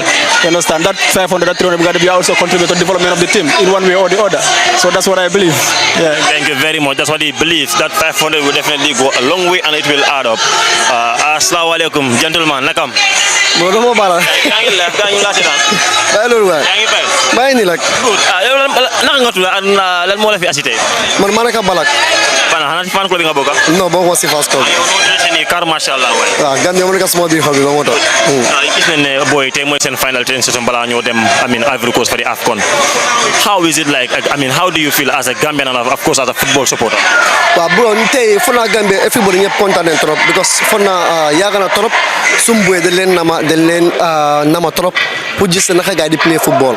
So tey yalla def na ko teel a dogal pour gaay ñoo di train fi ñu ngi sétan gaay. Man xam naa li su nekkee FIDE sax man dinaa bàyyi sama job always pour ñoo sétan game bi fii because waaw Gambia non xaw ma fan laay mën a wala wante Gambia mën na ko suma biir xol bi man suma life ñaari team kese laa dee support mooy only Gambia ak Balak FC suma team aba fan team lu ma dee support benn team ñaari team kese laa dee support anything ñuy play la am na ñu tra sétan game wante game against Sénégal boobu su soobee yaa dinañ ko win by 3-0 Messi ba côté suma doom la suma jarba dina score Hamza Bari suma xarit dina score Laka Balo dina score so 3-0 game no la mo demee. Thank you very much. Predict na prediction be pare. Jërëjëf, let's wait and see what the future holds. Kooku mooy Papi Driver Van ku ko xam ne moo nekk youth boo xam ne si TikTok bi nag moo dee xeex góor jigéen I mean when it comes to bisexual lesbian and gays, he's an anti-gay and of course live in Lamin. ñu naan Van dimanche bi de of course Van. Assalamu alaikum. Wa alaikum salam.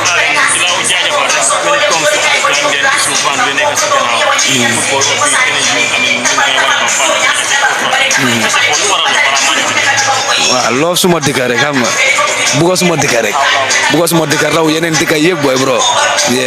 am na solo baax a baax gis nañ ne boy tey mooy seen final training bu ñu am balaa ñoo dem si AFCON bi Ivory Coast for the longest fans yi nekkul reunited na seen boys yi di support guys like this because of we don't have a good stadium or fit for purpose. Tey naka nga feel as a fan yaa ngi ñëw gisaat sa boy I mean live and direct even though dafa nekk training session. Xanaa kontaan rek jaag bro dama over happy man xam nga di ñaanal boy dem xam nga rek comme dañ bëgg a woon gaa love wan leen ne comme ñu ngi seen gannaaw always su ma bëggee wax si Gambia bro dafa suma yaram moo dee daw because dama love suma dëkk understand nga so Gambia dafa nekk dëkk bu dama ko ubba bëgg a bro so xam nga ba pare spécial ñu ñëw dem am Sénégal boy bro suñ winee Sénégal suñ toogee Four Sounds sama maa ngi baax loolu nañ leen dóor lekk ñu toog Four Sounds sa garaawul dafa mel ni jël nañ cop because lii man dama ko téye comme du David di woo la ñoo demali woo man noonu laa ko gisee man xaw ma keneen wan man noonu laa ko gisee woo la gisee ko noonu because wax bi dafa bari e bare ñun fuñ munti mun a dem yoo xam nga ñun fuñ munti mun a dem dañu dee téye as underdog fuñ munti mun a dem right now téyewuñ ci dëkk bi dara dañ téye suñ dëkk bi comme dëkk bu police dëkk bu soona dëkk bu dellu gannaaw waaye comme yoo xam nga lu ma wax nii suñ néebo si rek ko dee def waaye di leen wax ne rek xam nga rek di leen jaajëfal bu baax understand nga di leen jaajëfal xam nga di jaajëfal ñu fi ñëw ñëpp understand di jaajëfal Scorpion bi tamit xam nga yeah thank you very much kooku mooy Van xariti Laka Barrow bi spectre nga bàyyi ko nag that's very important Lamin you can come here you know yeah asalaamaaleykum jërëjëf oncle nakam jaama moo la ñor na fu nga dog kool bi nag waaw ma ne wasa tur ak yow lan moo la fi asi well Bashiru laa tudd Bashiru Barrow yeah nara siyo la well waaw lu ma fi isi tey moom mooy spécial yi xam nga rek bëgg suma réew bëgg suma dëkk xam nga National Scorpions ñoo ma fi indi pour ñëw xam nga show our support to them gunge leen si yoon bi xam nga encourage leen ñaanal leen you know ñu am ndam fi ñu jëm indi ko si Gambia bi ñun ñëpp ñu celebrate ko loolu moo ñu fi indi tey pour encourage leen.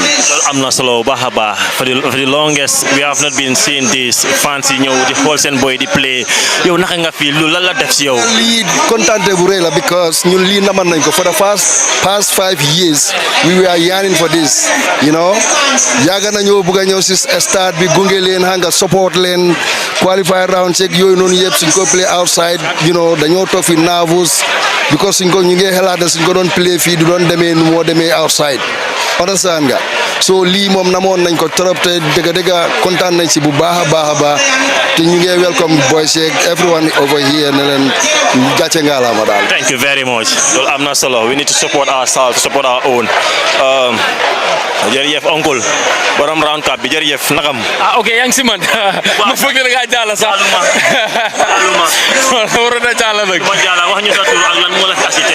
Youssoufa Cissé yeah ba date bi dama ko overset you know depuis like balaa maa ñëw sax maa ngi set date bi ma ne foog ma ñëw set en training session te yaa nga fortunately you know happen na so I'm just so happy that you know I'm here watching this thing yeah comme sama friend bi nu mu ko waxee you know 5 years you know guys hanga amuñ this kind of ambience you know is something you know but hanga ñu ngi seen gannaaw hanga loolu am na solo bu baax a baax amin fooguloo ne dafa gën a am solo bu baax a baax su dee boy yi am neen stadium boo xam ne is fit for purpose boy yi seen every home game fans yi ñëw support guy foofu dafa gën a motivate guy gën a play lu mu war a play yeah dafa over motivate guy you know because hanga home game dafa over important fans yi nekk sa gannaaw you know di la support game bi nu mu warut a demee sax you know mun naa change you know loolu tamit is very very important hanga Gambia we need a new stadium we need a better stadium that's the fact loolu amul dara boy we need a better stadium not this man dama ko wax we need a better stadium man most definitely foo gisee Gambia si tournament bi finals semi-finals quarter final wala group stage yeah loolu mooy suñu hope you know we wish you know we hope we get to those stage you know definitely why football la you know it's 11 against 11 experience bank fa waaye suñu doy hanga dañ baax we've seen them you know performing in the Champions League hanga ak seen club games you know many of them ñun seetaan nañ seen games you know live you know gis nañ ñu play so they are good man. Thank you very much they are good we have a good team and again assalamu alaikum. Alaikum salam. Manaka. Ayukul ko. Aywa. Aywa. Sto nangila. Ay los de. Maldi di kondo. Jërëjëf bro. Bro, mbara be ñaari. Fine. Mune be diare. tendo. Good. Okay, fana me fan sun camera dina ko di. O kuma ya barne kanole o sabu. Ngaja bi nata stadium ro janka ball final training session jo before bita afcon la Ivory Coast. Mun se wolete ma be yenje. I mean for the longest Gambian nena mi la ball ma United even though test game all. Yeah, c'est au bas fond, c'est au meilleur monde dans la soirée, no. Yeah, Gambia is my home. The only country I know I'm always proud of, you know. So now that for the second time in a row, Qatar Cup of Nations, o condano man dans la soirée, no. So when see at least to come and watch them, you know, training. Ajata nyele, you know. Yeah. Kumayata bake bite ne Gambia jube jama ba falako first kata AFCON we did great. We stopped at the quarterfinals, which was very good. This time around we are no longer underdogs, but in the group on Yimkono Jamal ko Gambia is the underdog there. We have 5-time champions, I mean Cameroon, you have Senegal, the defending champions, and Guinea. E Gambia nyaade la ñu group ko. No, that's true. We might be seen as underdogs. Some tonyal. Nina da jube ni men bendaje. African giants no le bendaje. Cameroon Emanukung. Senegal the same. Even Conakry, they might be ahead of us. But in other field, so you can call us underdogs. We have players, many of them currently they are exposed. Exposed to the likes of Minta Nyolo and Musa Baronyol. So, Silan Pavanaman Timo is saying, so this combination, last one though we try up to quarter final. So this one we are going for trophy. Yeah. This one we are going for trophy. That's his prediction. Thank you very much. Assalamu alaikum.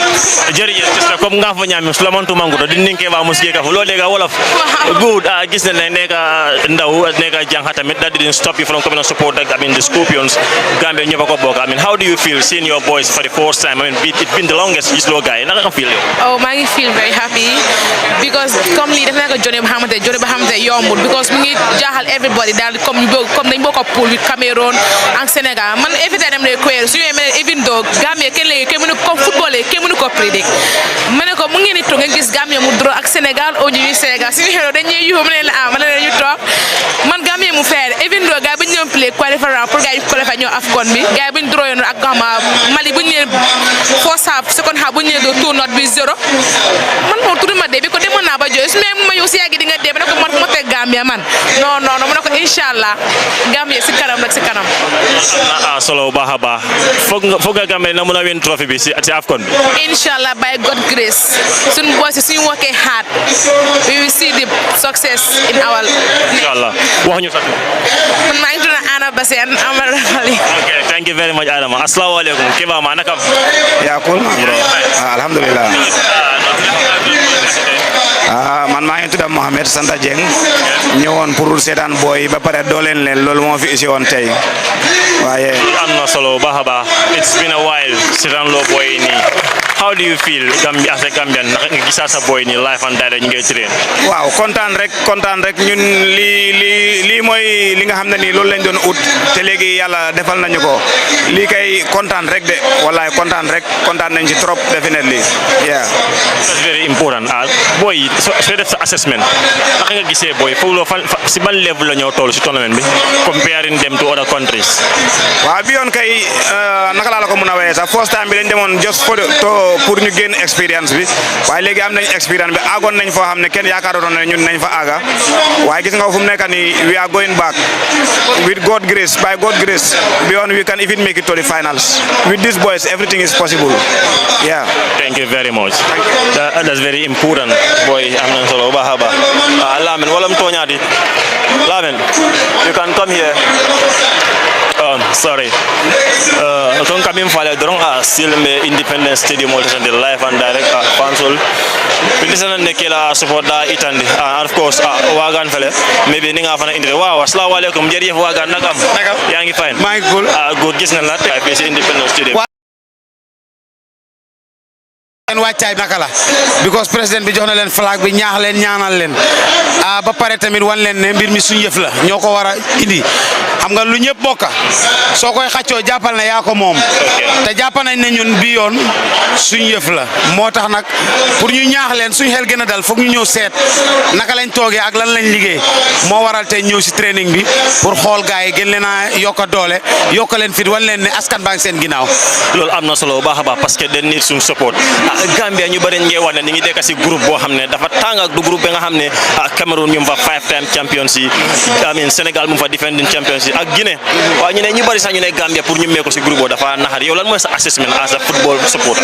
non boo nekkee sport boo nekkee koo xam ne nga dunda sport loolu du la yëngal ba pare pour nga nekk champion foog nga door champion moo tax loolu du problème ñun nañ meeg soo ne team yëpp benn la si ñun fi mu nekk football bi kenn telewu ko because Gambia mos a egsi fii last time demoon nañ am fuñ toll waaye bi yoon incha allah final lañ jëm te kuñ daje lañ laa dóor loolu lañ gëm te loolu la ñoo séntu ci ñoom because am nañ xereñteef bi team bi dëgër na am na doole te loolu rek la ñoo xaar Sénégal la woo any team bu ñëw rek dañ laa dóor ñun loolu lañ gëm. jërëjëf Wagan loolu am na solo bu baax a baax like I told you still we will keep bringing you interviews live here in the Independence Stadium. Assalamu alaikum.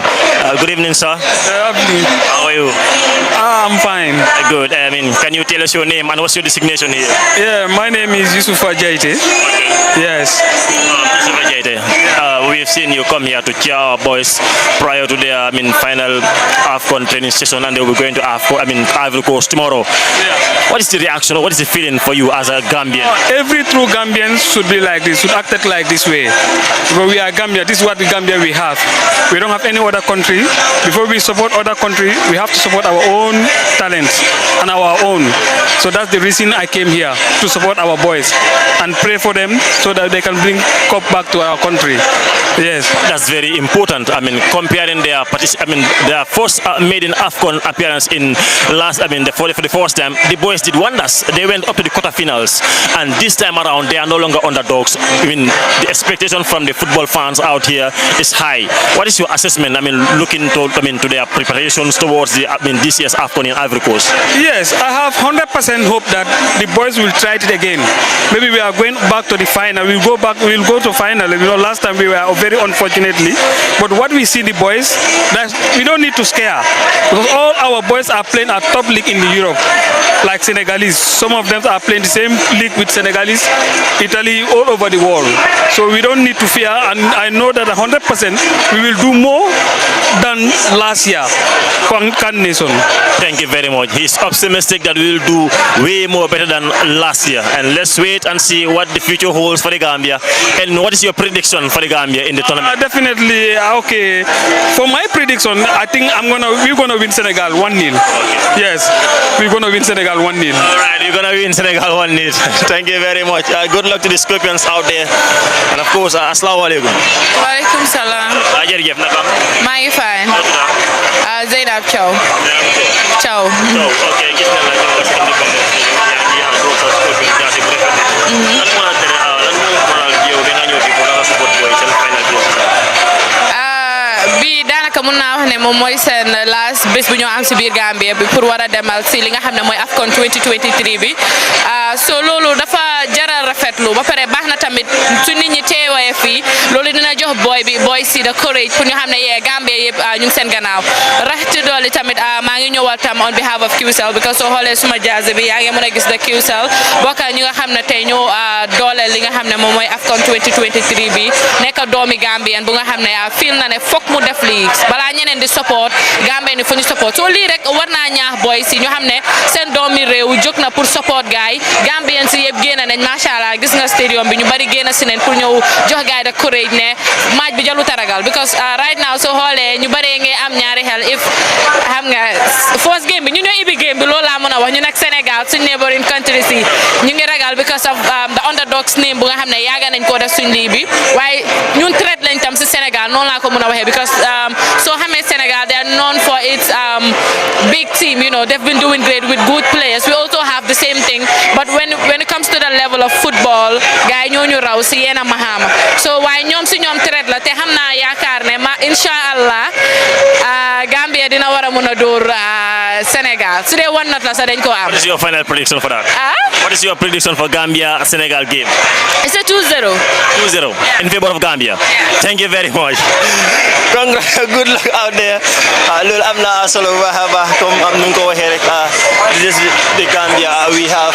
We all need to support one another. Let's wait and see. I think, of course, we have seen the technical side out there in the pitch, and they are gearing up. I know anytime from now the training session will definitely kicked off here. You know, I mean, Gambians are definitely each other's keeper, as you can see. Even though it was prompt, considering the economic situation of the country, a lot of people have came out to support, of course, the boys and work their final training session.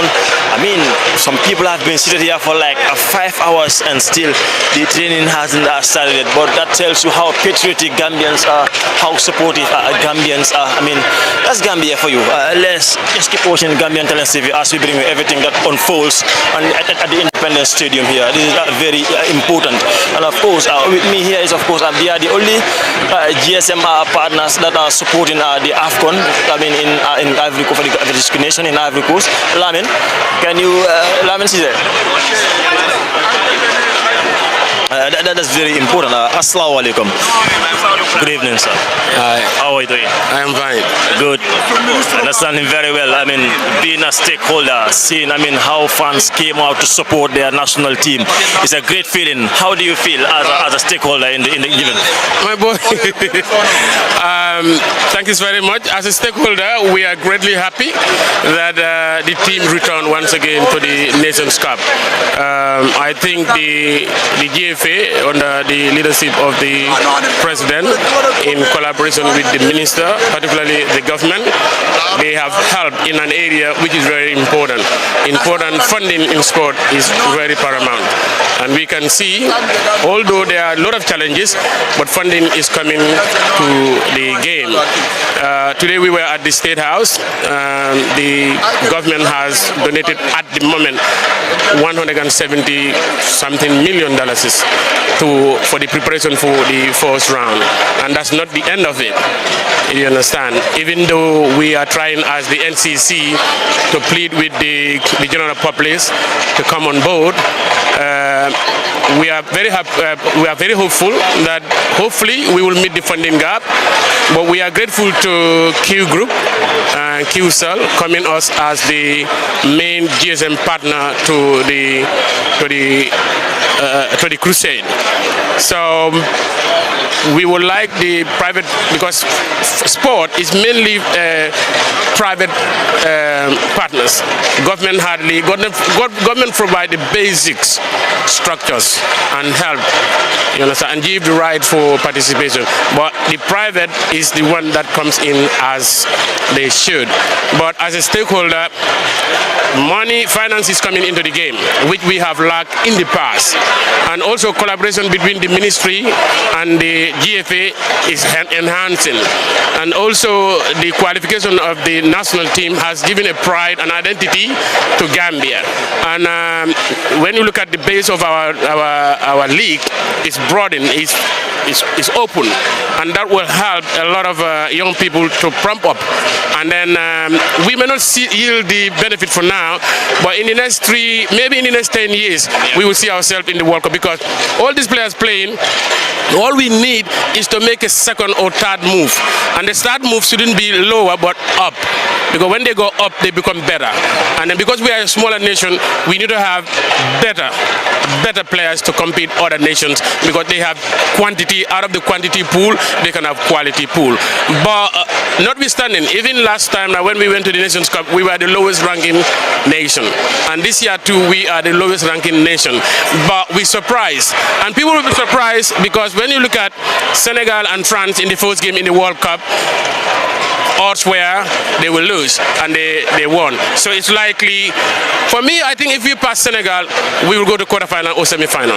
That's very important. This is one of the best feelings Gambian fans has ever had.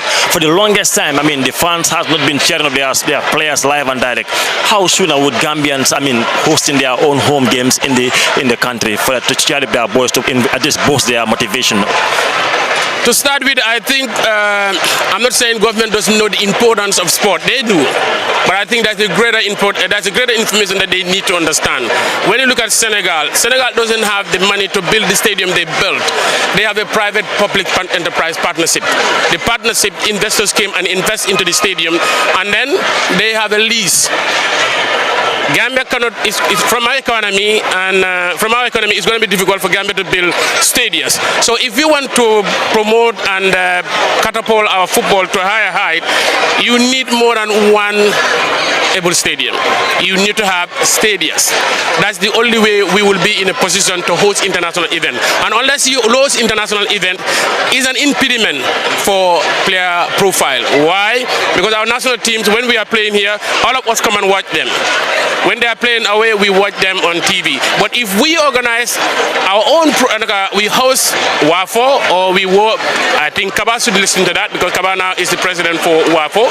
We have not hosted an international event since Osama do this time. So WAFO is the president, we can host that. But hosting an international event, you have to have the environment. The environment, you have to have stadiums. We are struggling, even though government is doing well, but we are struggling.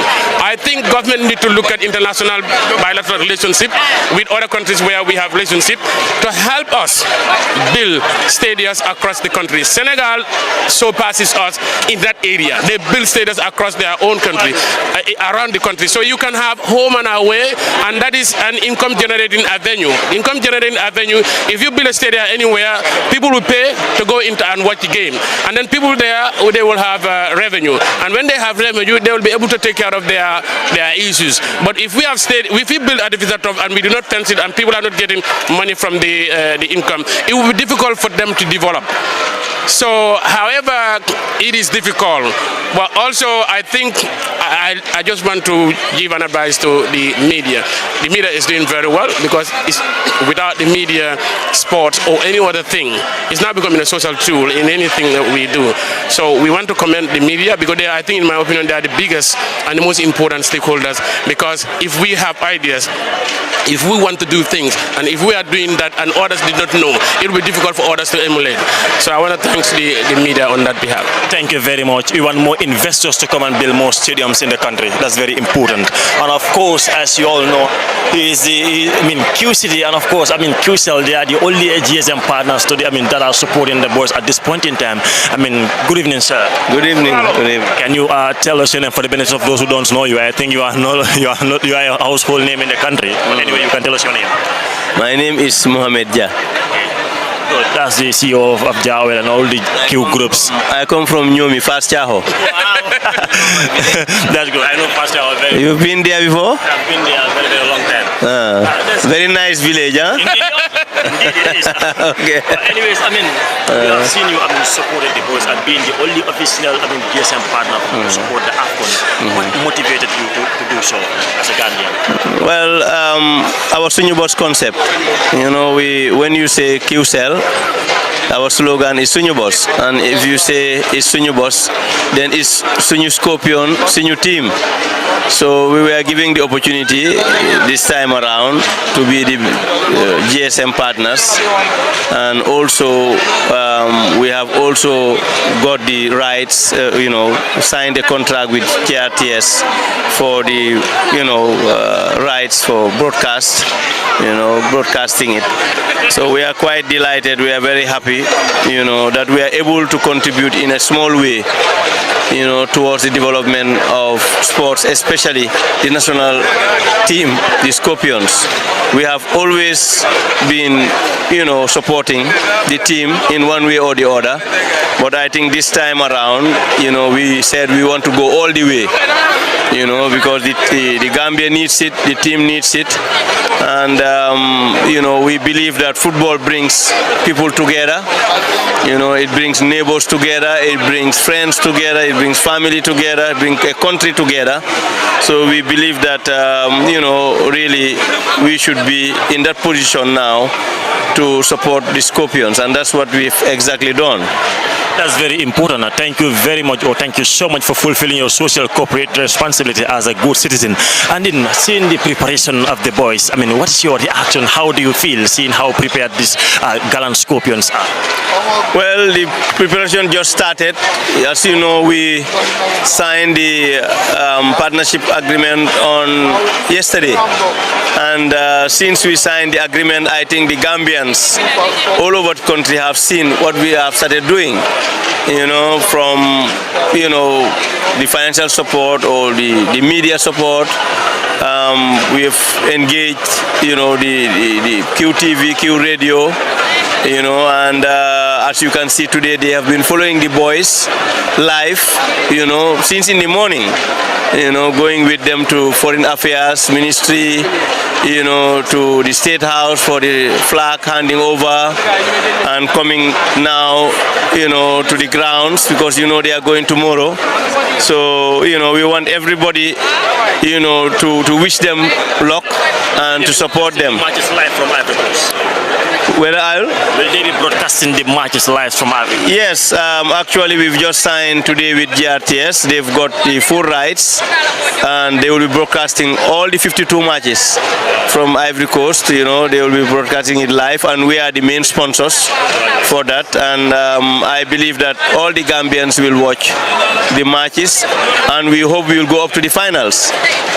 Thank you very much. He hopes that we go up to the final. It's very good to have, Gambians like his caliber. He has been supportive. He has been employing a lot of youths in this country. He's one of the most Gambian that everybody looks up to. I think Jawel is of course a household name in the country. He has been supportive. Uncle Boham, he has been supportive. From the Jawel, you have, different. He has different employers.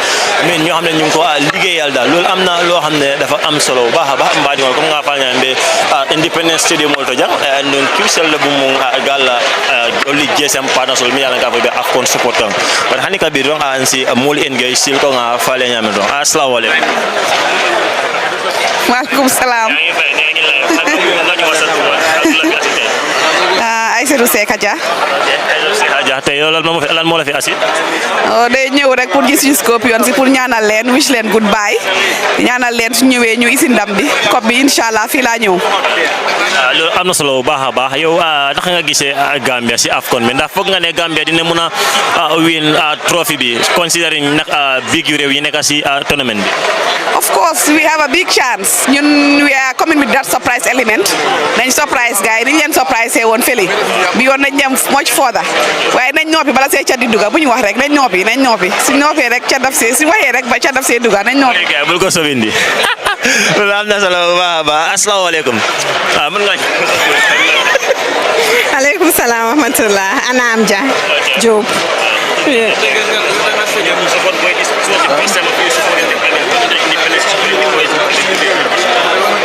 moral support bi moo ñu indi we're hoping that this time they will bring the cup back home with the support that they get bringing to us. The Q group is very excited. Wow, so we're definitely ñu ngi leen di ñaanal di leen wax ne they can do it. Yeah. Thank you very much. Jërëjëf for the support. We appreciate you and thank you very much. Mu ngi daw ma bëgg camera.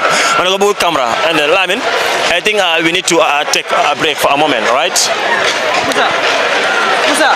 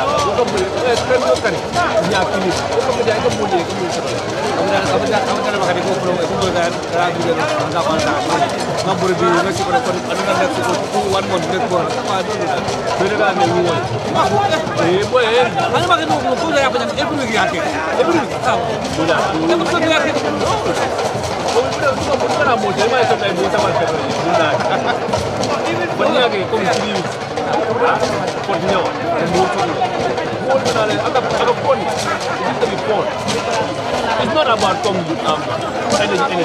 It's just done with energy.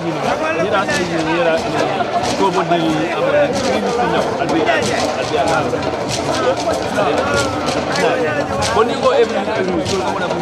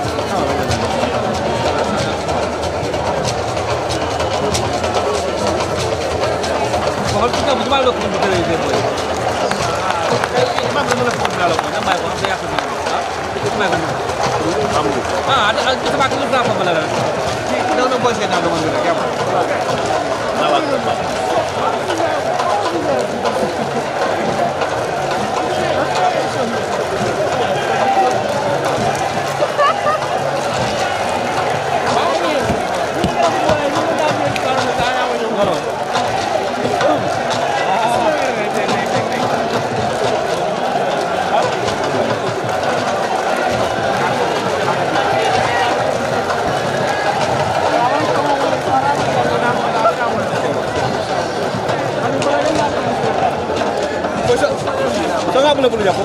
Aku balik apa? Tengah balik ada pekat dia.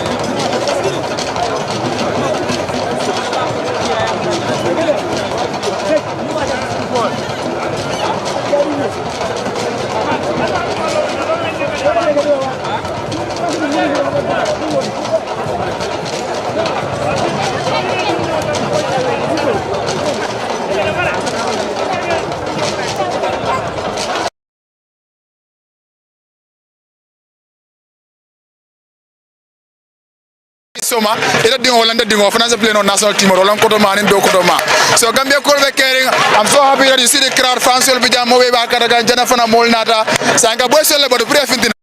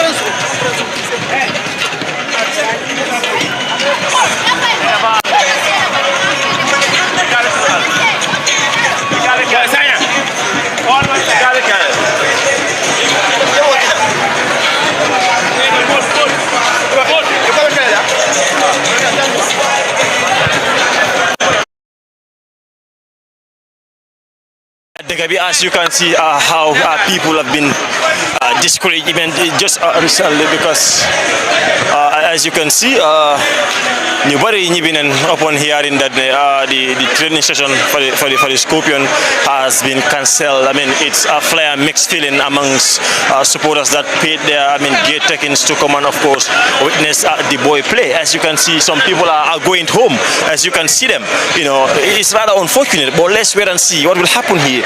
Dolka bekela but min keta wala munko min fulo farna mo wala atekela num because min keta mo jamal findira be seka because kala kampa da yi tandika we don't know what for whatever reason mi atina ball be training on hold, but rumors reaching our decks has it that there's some misunderstanding amongst themselves from the players coming down to the technical side.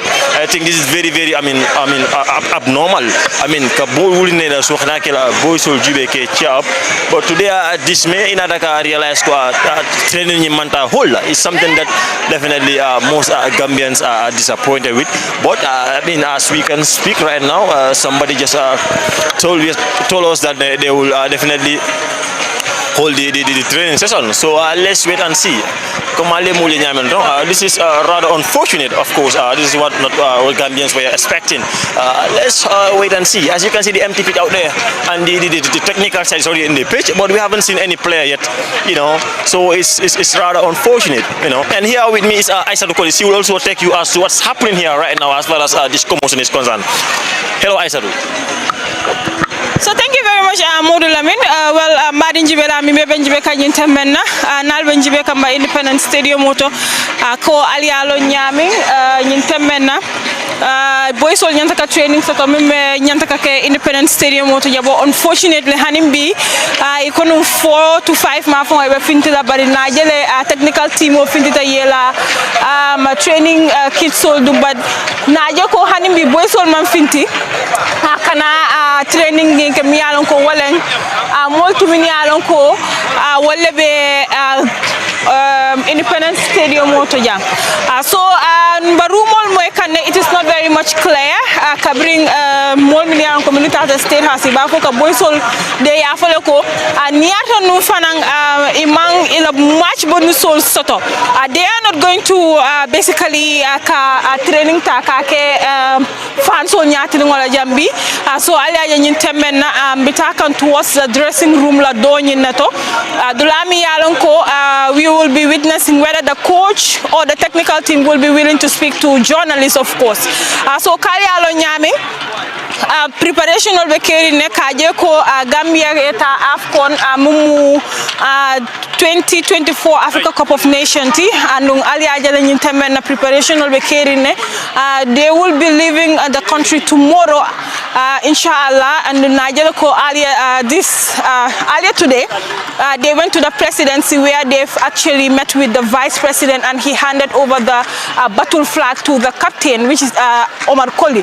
And from there for Nigeria ko government approval kele in a sum of $171 million towards the national team. This include their bonuses and other logistics as well.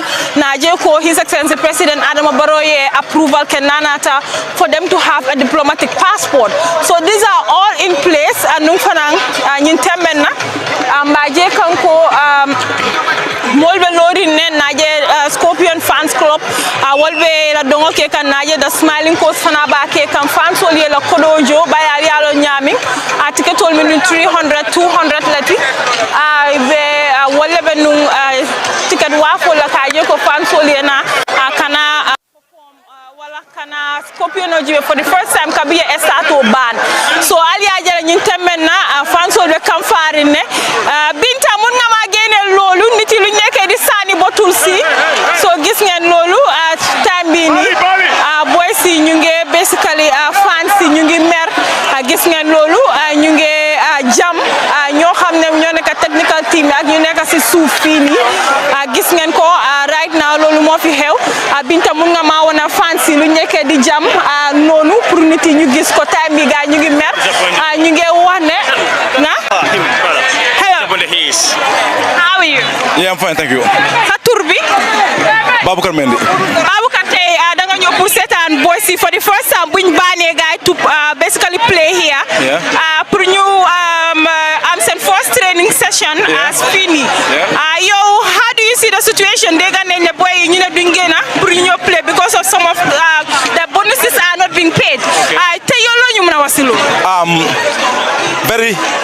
Very disappointed by the ministry and GFF, you know what I mean? Because Gambia should go past this stage. Because so a nation, we are the lowest rank above amongst all the teams that are qualified. So everything, the odds are against us. So the least we can do is prepare our boys, have a good preparation. At least that will help us. Why no friendlies, no international, prepare for this tournament. A single no friendly. Legi ñuy wax mere about money. You know, so ñun ban chance lañ am suñ démé ci AFCON. We played against the defending champions. We played against 5 times AFCON champions. And then Guinea, they are highest ranked than us. And then better mënuñu am good preparation. And then we expect to go there, and then these boys to go there, and you know what I mean? You know, it's very disappointing, you know what I mean, and disheartening, you know what I mean? Because Lini, you know, we are not expecting nothing there because of how the ministry and GFF, what they are doing is just wrong. It's just wrong. Will this in any way affect our performance during the AFCON? Oh, you like it or not? Definitely. Definitely. Yeah, you like it or not? It's off the field. Why you start off the field before you enter the field. So if off the field doesn't work right or good, on the field it's not gonna, it will, you know what I mean? You know, we just hope for the best, you know what I mean? Miracles do happen. So I mean, today we were at the presidency and we've seen the Gambia government approve 171 million towards the preparations of AFCON, and of course as the players were also giving a diplomatic passport to ease their traveling experiences. Okay. How did you say this? All right, that's a good gesture, you know what I mean? 100 and whatever million, I'm not sure what the budget it is for the AFCON trip and all that. I don't know. So 171 might sound a lot, might not sound a lot. That's not my field, you know what I mean? So that's a good gesture on their behalf. Yeah. So your final words to the boys, you know, they are leaving tomorrow to represent a whole nation. Yes. What's going to be your final? Yes, my nephew, Ibu Adams, not actually my nephew, he called me uncle, but I'm his cousin, you know. He plays for the Gambia, so wishing him and all the boys good luck, yeah? Thank you very much. I will be watching, so yeah. Thank you. All right. Went wrong today for the fans not seeing players coming out today to basically train in front of their fans after buying their tickets already. So as you can see, we were seeing the boys throwing, some of the fans throwing bottles and other things. So we are currently going inside the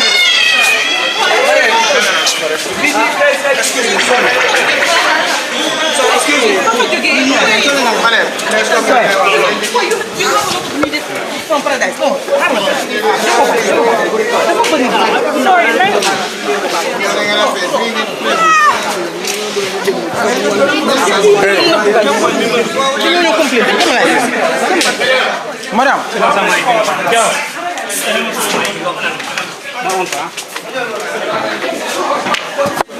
Yoppa.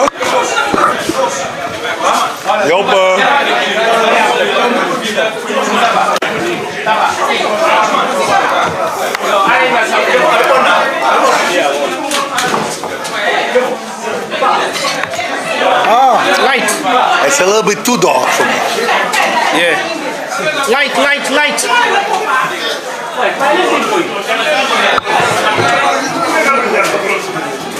Joppe, hè, zo. Het was zo'n hoek. Lekker.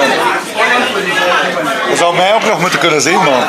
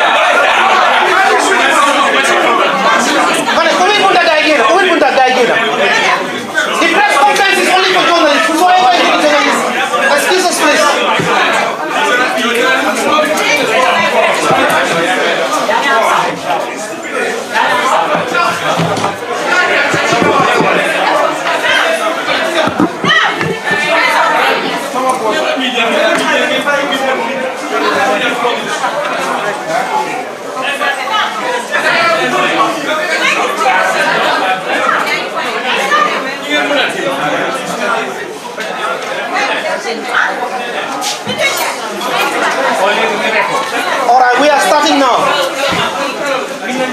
There's still a few coming.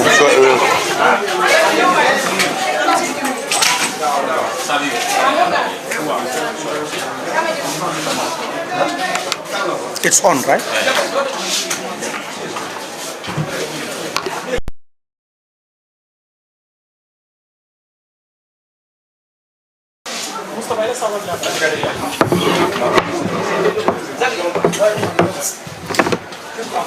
Okay.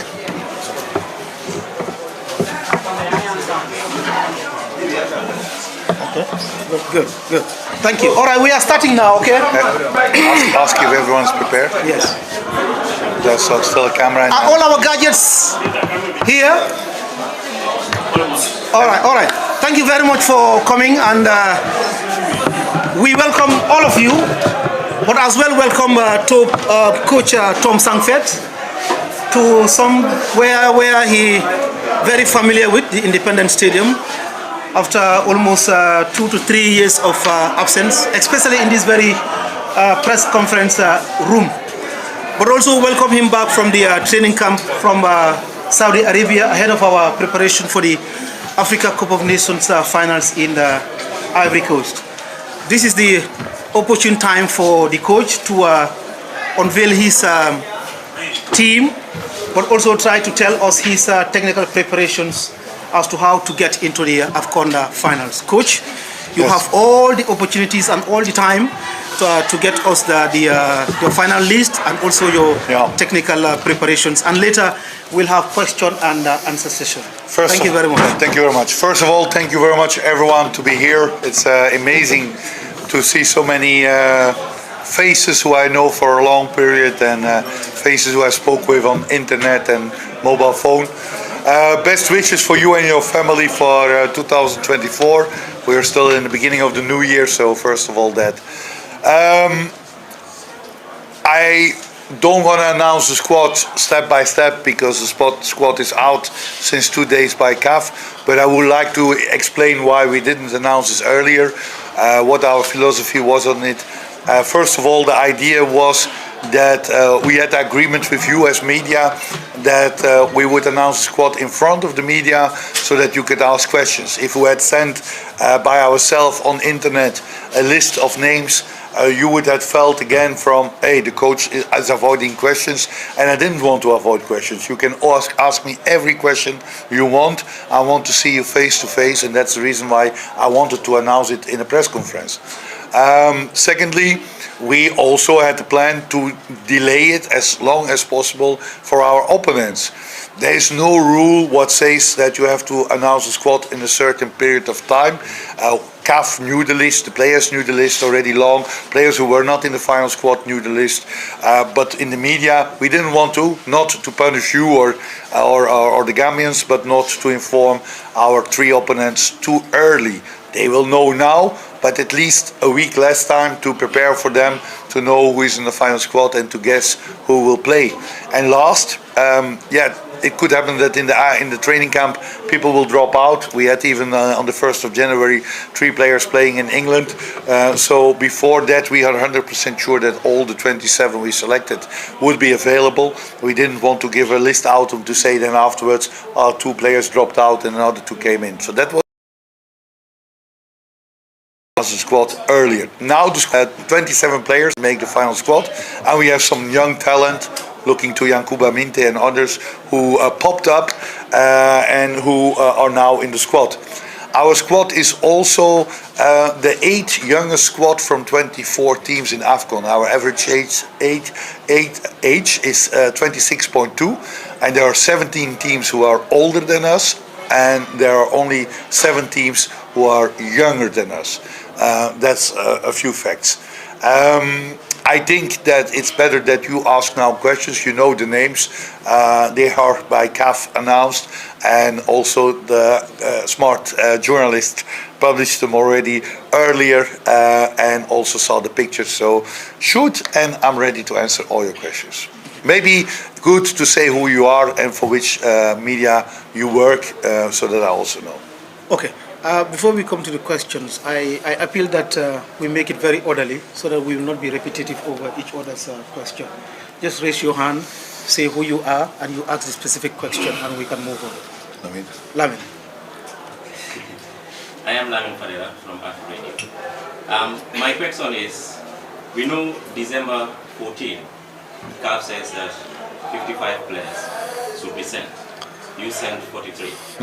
And the rule also says 10 days before the tournament, all nations or participating teams will send their final 27.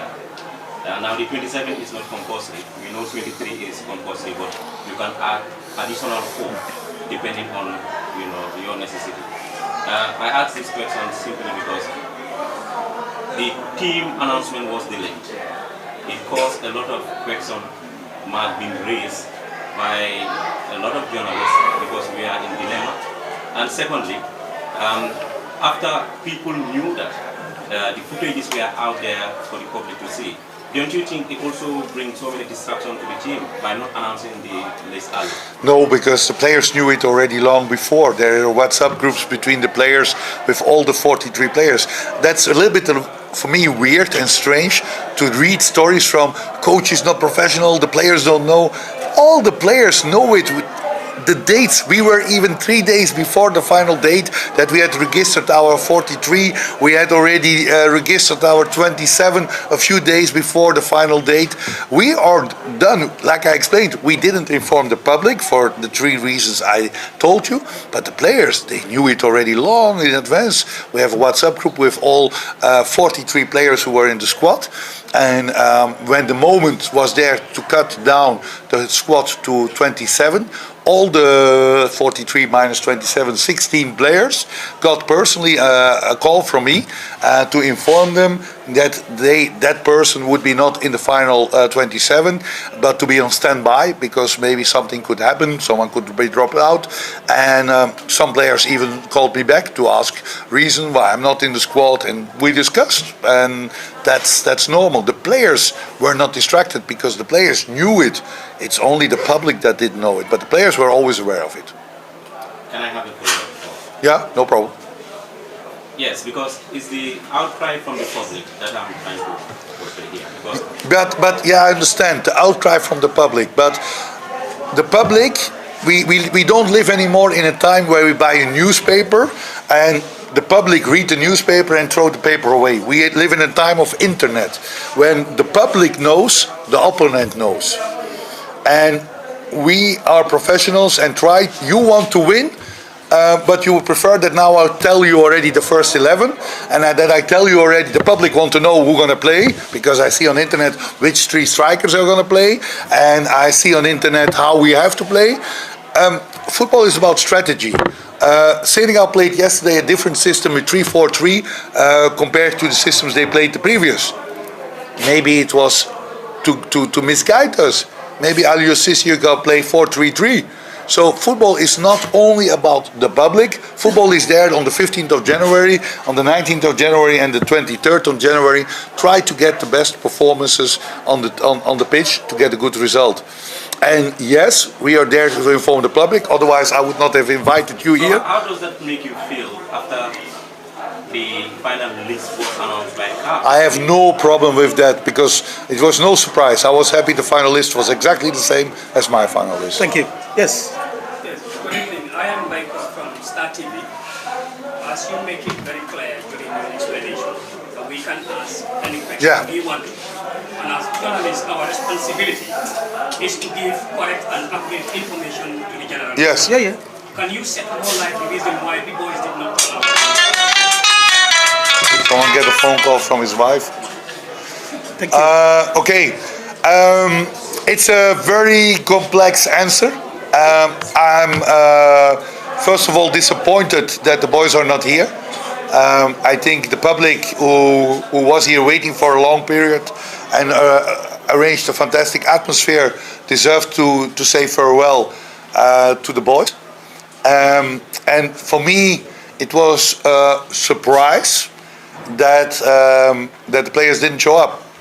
I knew there was something going on, but before I left the hotel together with my coaching staff, there was a clear agreement that we would train at 6:30. The delay was because of the diplomatic passport, the meeting with the head of state, and that was out of our control. We ate only at 5 o'clock for the first time after breakfast, so the delay was not in our hands.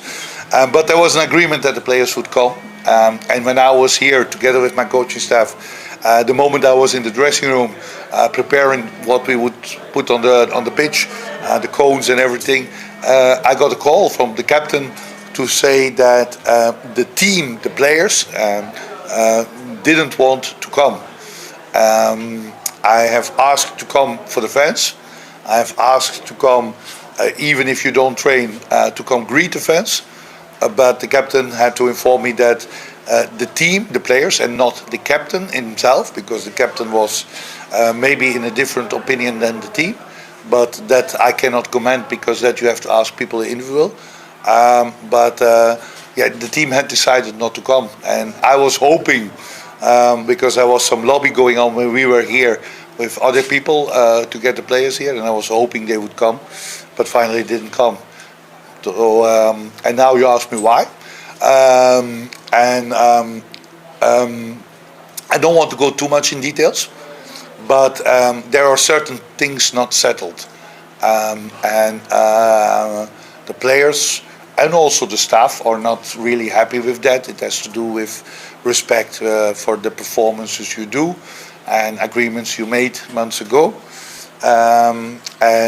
The players hope and the staff hope that gets settled as soon as possible. Thank you. Yes. Yes, I am Badika Umar of Kora FM. Well, tactically, stats have indicated that your last two results, competitive matches, were absolutely very poor.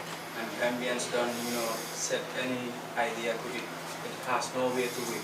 So, what are some of the possible options do you put on the table as you are sitting for the Gambians to see that your three competitive matches in AFCON finals against Senegal, Guinea, and Cameroon will be dealt?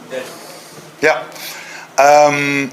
Yes, we played not the best game. I think we didn't see each other after that. We played against Burundi the first 15 minutes. We had two open goal chances, one with Ibrahima Colley and one with Moussa Barrow. If we score that, we win these matches easy. Against Ivory Coast, we underperformed maybe less. I think Burundi was not a good game, but Ivory Coast was a decent game. But Ivory Coast was stronger than us, and they can score just before halftime and just before the end of the game. We had a scoring chance in the 68th minute by Moussa Barrow, a header for an open goal where he could score the equalizer, but we didn't do it. I think that we have to understand we are 126 in the world. I know since I'm here, I remember the time that I arrived that Gambia didn't win for 5 years, but that we lost from Togo and stones were thrown and bottles were thrown at us. The impression of Gambia is that we need to win every game. That's fantastic. That's what I love. But realistically, it's not the world of football. Also, Brazil lose games, and we can also lose. Things were going not so good in the last 12 months. We had played 29 games before this AFCON qualification till Cameroon. From the 29 games, we won 48%. After that, we played 12 games and we won 33%. We won 4 games, we drew 4, and we lost 4. So bad it isn't. We tried since AFCON was done to play more offensive.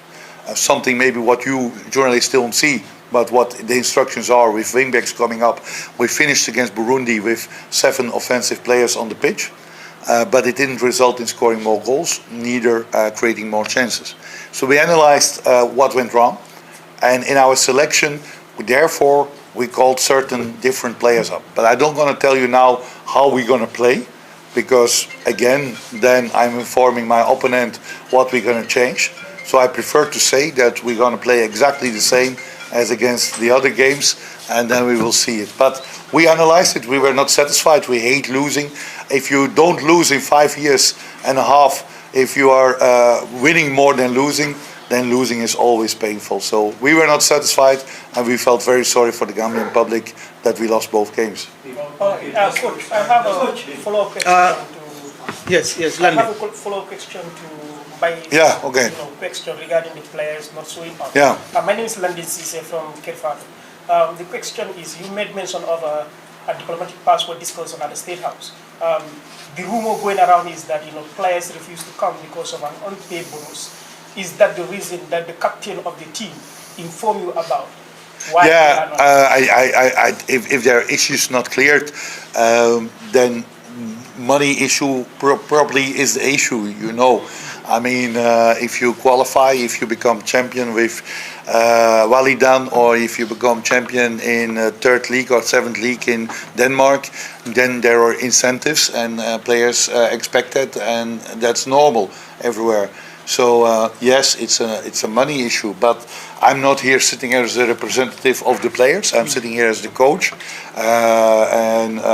clear. But you better ask details on the captain and on the players, or on the people involved on the other side of the table, government and federation, because they can give you better answers than me. Thank you. I'm only a simple coach. So yes. I'm Seti Jange from Federation. Coach, we knew you surprised your opponents the last time around, and one can say it was down to very, very good preparation. This time around, it is not the most ideal of preparations. We understand you guys were stranded at Morocco for some hours. Here you are, issues of unpaid bonuses, rumors of issues on unpaid bonuses are still lingering around. And as a coach, what do you think, or how would this preparation in quotation would affect the team? And my second question is in regards to our first opponent, Senegal.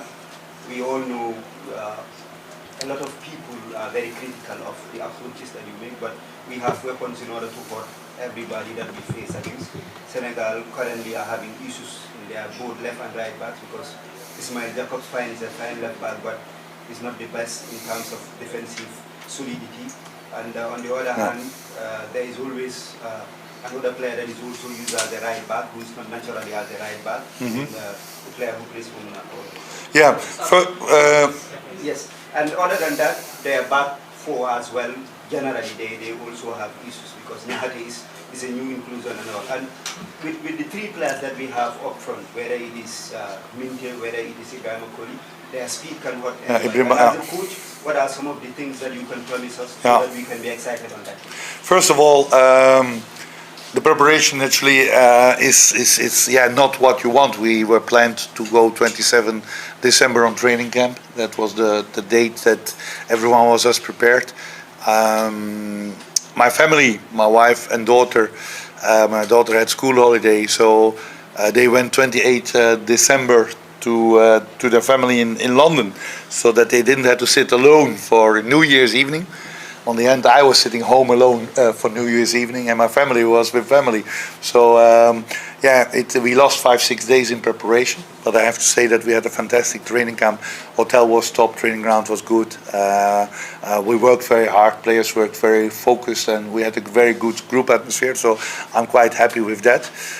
We had a long trip in previous qualifications when we played Gabon, when we played Angola, DR Congo. We had chartered planes transporting us. That was disqualification also not. When we were in Qatar in training camp, we had a charter plane bringing us to the Gambia. That was this year also not possible. So we left Sunday Gambian time around 5 o'clock in the afternoon, the hotel. We drove 2 hours to the airport, flew 4 hours to Istanbul, stayed 6 hours in Istanbul airport walking around. We flew 5.5 hours to Casablanca, walked around 7 hours, and flew again 4 hours to be here. And we slept 3 hours, and then we had to go for passports and meetings and giving training sessions, and I'm facing you now. So I since Saturday night, I slept 3 hours, and that's it. I slept in the plane, and I snored a little bit, but not much. But that's, yeah, it's not optimal. But friends of me say always, how worse the preparation, how better the tournament. So I'm very positive. Secondly, you talk about how weak Senegal is in the defense, but you talk about the number 20 in the world, a team where the whole team play in top teams in Europe. So I think it's not showing any realistic idea of how strong Senegal is on such a tournament. Even if players are maybe not the best in the world, they play in France, they play in England, okay, some of them in Saudi Arabia, but these are giants. They played World Cup second round. They are African champion with these weak players, according to some people. So I think it would be very disrespectful and very wrong to talk about Senegal as a not so good team. They are one of the strongest teams with one of the best coaches in African football. Aliou Cissé has done a tremendous job over many years and proven tactically always to be ready. And it will be a very tough task for us to get points against them. Gambia won in 1966 and 1973, a friendly, and for the rest never. So there's a reason why they are that big and they are strong. We have answers, yeah, but if I can play with 7 strikers, that's possible, and then probably we score 3 goals, and we can score and concede 14 goals, and that's Nawatan football. We can do that, or we can play professional football and try to beat them like we always try to beat opponents. But you mentioned Ibrahima Colley, but Ibrahima Colley cannot play. He had 2 yellow cards. That's also something what's ridiculous. Abdoulaye Diallo and Ibrahima Colley can't play, and it's totally unfair because we played 8 games. 2 against Chad, 6 in the qualification. Cameroon, one of our opponents, played 4 qualifiers, had no pre-qualification, and had only 2 opponents in the qualification. Namibia, South Africa had only 4 qualifier matches. So why you count yellow cards? Who you got? One player, I think Ibrahima Colley got the yellow card against Chad, and he got the yellow card against Congo Brazzaville, and he can't play. And Abdoulaye Diallo, same, can't play. So we missed 2 important players, but we have still 25 top other players, and we know some of the, don't call it weaknesses, but some of the possibilities for us to create opportunities against them, and hopefully, inshallah, we can use that. And we have quality players also, and I'm convinced that we're going to make it very difficult. They are the favorite, and allow me to give them the favorite role. That allow me to make them the big team, because it makes it easier for us to surprise them as what we did in previous big games. Thank you. We'll take a few, maybe 3 more questions. Yeah, I have more Gajaga, time. yes? I'm not tired yet. You're not tired? Coach, Mamadou Gajaga, QTV. My question is regards to 2 players. There is one Yusufa Bob, and the other player is Suleiman Mar. These have been very strong players in our previous AFCON. The one in Cameroon, they had a very good role in their respective positions. But recently, they don't have a club. They've not played competitive football for a very long time. So why are they in this squad? Yeah, fully understand your question. And we have naturally also Ibrahima Darboe, who was long out. He plays and he has a club, but similar situation. But Suleiman Mari, 5 months without club. Yusuf Bob, 1.5 years without club. And it's not optimal. The reason that we considered to call them back, and then I have to look to you, was the poor performances we had. I mean, when you concede goals, you can blame the goalkeeper, you can blame defenders, but you can also analyze games and check where it go wrong. And in our philosophy, the change of midfield, because don't forget we talk about Ibrahima Darboe, Youssoufa Bob, Souleymane Mare, but we lost also Ibrahima Sona and Mohamed Mbaye, who in the first 4 years or 3 years were regular possibilities in the midfield. We lost them all in a short period of time, and so we thought that it could be maybe good to bring them back. We spoke with them, we checked them out, and in the camp we are very positive about their physical shape. We are very positive about their attitude, and it doesn't matter, maybe they don't play the matches or immediately, but they have also the experience and the important role to the group. We have 9 people who didn't play AFCON. That's already a big group. We were a little bit worried if you have too many players, we're going to play not the easy AFCON game. Senegal is going to be full house. Every Gambian want to play against Senegal, but the stress will be also huge. So we want some experience. And we're facing Guinea, who want revenge, and facing Cameroon, where we want to take revenge. So we need that experience. So the reason we called them back, and I fully understand the question mark and even the criticism about it, was really that we thought, based on what we saw the last months in our team, that we lack that experience, that we have at the moment not really players who can do that. We have Mamadou Bacho, who is developing very good in Slovakia, but who had no chance to play yet in the first team because we had no friendlies in 2023. And remember when we went in the past to 2021, we went to, of 22, we went to 21 it was. We went to Turkey and played 3 friendlies. We went different destination and played friendlies. And young players like James Gomez, like Ibrahima Darboe, they got all their debut. And I could see, can they do it and do they understand it? But in 2023 we had never a friendly. So it's a little bit sad that we couldn't develop these young guys to see if they are ready for it. And I didn't want to take the risk. So we fell back to the experienced guys. Yes, coach. Yeah, no, one more. No problem. Yeah, this one in short and also in summary. You talked about the reason why you brought them, but also if you factor their match sharpness, because you need game time to be playing regularly. How do you deal with that? Yeah, to be honest, the training feeling from 2 of the 3 is very good. I don't want to mention which 2, but 2 of them look really ready to be able to play. 1, I don't think is ready to play. But we also, how many times I could criticize the last years when I selected Ibrahima Sona, or when I selected Pamadou when he had no club, and when the moment was there, we always could count on them, because they know what tactically is demanded, and they will die for the country, and they will give everything for this nation to perform. And match fitness is huge and important, but the heart for the team and the tactical understanding of the game is also very important. So it's not optimal, but it's in our eyes at this moment the best solution. Thank you. Sane, we have 2 more questions to go. Yeah, but there are more. Yes, good evening. I'm Sido Sane from GRTS. Yes. It's more of like a follow-up question to him.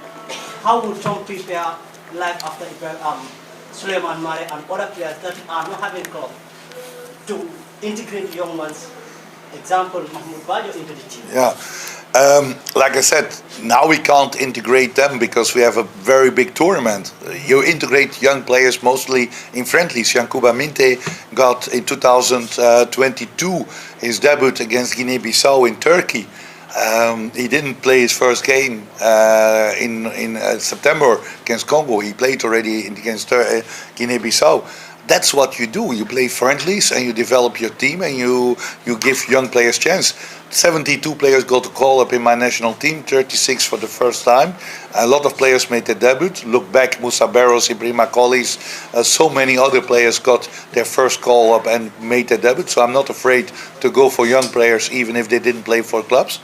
But you need also the chance to give them the opportunity. And I hope that the experience of Souleymane Mare, Youssoufa Bob, Ibrahima Darboe, even if he's young, but he has played on a high level, I hope that their experience can help the team. But on the long term, looking to after AFCON, we have a lot of young talent.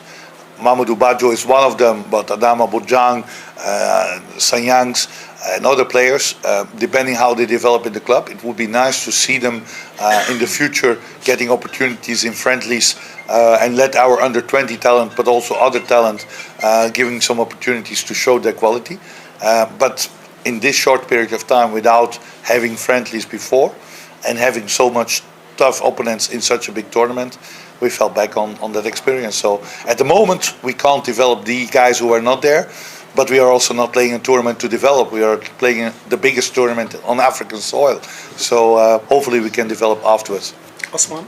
Yes, Osman, yeah. Tom, looking at the opponents that we have to face during the AFCON, have you identified key players in those teams that needs special attention or defensive activities to deal with those players? Yeah, it's also dangerous. I mean, you can talk about Mane and you can talk about Koulibaly and you talk about Mendy and you talk... I mean, Senegal, the whole team are key players. With all respect, but it's a fantastic team. You can't mention one. They have so many quality players and I don't think we need to focus on one player.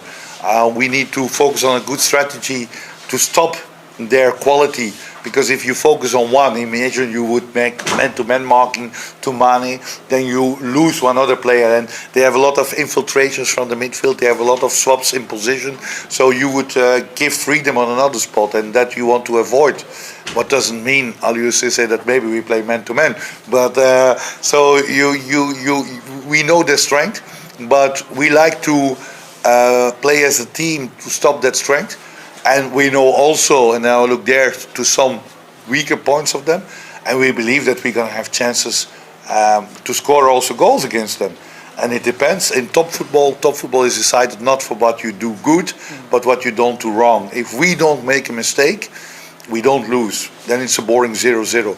But if they make a mistake and we can utilize that mistake, we can win that. And that we did against Tunisia, that we did against Mauritania, that we did against Algeria, against Morocco, against Mali, and hopefully, inshallah, we can do that again. So Guinea, because now we spoke a lot about Senegal, Guinea is for me maybe the most dangerous team in our group. They beat Cameroon, Nigeria yesterday or day before yesterday, but not because of that. Mentally, everyone thinks Guinea is the weakest, but with Kira said, top scorer in Bundesliga, and a team who want revenge after us. We played them twice. We played them in a friendly in Marrakesh in 2019 and won 1-0, and we played them in Bafoussam in last 2 years ago, and we won also 1-0. So we need to also be very focused in that, and Cameroon stays a giant. So we need to calculate. We don't need to win every match. Inshallah, we win every game. But Comoros and Tunisia went further with 3 points. And I'm 100% sure if you would get 4 points that you are through. So let's be smart, let's be not naive, let's respect our opponent, because I don't want to be the coach like previous coaches who face us and who said, Gambia is not serious, we can beat them, we know their tactics and up, and that they didn't win against us. So I like to respect our opponents, and we are the small ones. We are 126, the smallest team in AFCON. All the other teams are better ranked than us on the FIFA ranking, and Guinea is 80. Cameroon is 46 and Senegal is 20. So we are the small ones, but we are always small. A lion is big, a lion is strong, but the scorpion has a lot of poison. Can we take a final question? Yes. Sir Tom, looking at your defensive form. Which media are you? From The Voice newspaper. Your name? NBAS. The Voice, okay. Yeah. The Voice, yes. Looking at your defensive formation, sir, many a times people would accuse you of losing to your opponent because you defend and you don't allow your players to come out, knock the ball around and create accurate passes. So this time around, what will you do? The funny thing is that you talk like that, but how do you know that? Did you see the video analysis? Did you see the PowerPoint presentation? Were you in the tactical meeting? Did you ever follow any of my tactical meetings? Did you ever hear me telling my players, now we're going to defend, now you are not allowed to attack, now you are not allowed to pass? Against Burundi, the two wingbacks were requested to attack from the start. Against Burundi, we started with 6 offensive players in the midfield and in the attack. Against Burundi, the game plan was to attack. And if 2 players score in the first 10-15 minutes the goals, we win that game and you celebrate it. But it goes wrong and Burundi comes back and score the goals we don't score and we lose. And then everyone, it's the 60 years before my arrival, you never defended. Sometimes you won, lose 7-4. But tiki-taka and winning on this level, even Manchester United can't do that. Even Real Madrid can't do that. And even Manchester City needs 5 years to do it and win the Champions League. So why we claim that we are the Brazil of Africa and need to play nice football, let's focus on winning. And we didn't win against Burundi. And you can be angry for that and you can say, coach, we didn't win against Burundi and against Ivory Coast. We want to win. But don't go then and say, yeah, but it's because he doesn't allow them to attack. There's never a team who... I never ask a player to attack. If Ablaye Diallo has to defend, it's not because I ask it, but because the opponent force him to defend. I prefer that Ablaye Diallo score goals, not to defend. But if it makes you happy to blame me, blame me. Already 5.5 years and I keep on winning, so inshallah we win more. Thank you. More. Thank you. Yes, Pa. Maybe last question. My name is Pablo from Abu Dhabi. We have 2 very important matches in the group of stages. That is Cameroon and Australia. And we are facing a very difficult opponent, one of the biggest rivalry as far as the Gambian football is concerned. We are facing the Grand Alliance of Senegal that will be the host game. How prepared are you mentally, physically, from the team set up in Saudi Arabia? Yeah. Even though you could not get the best of the plan that you definitely have.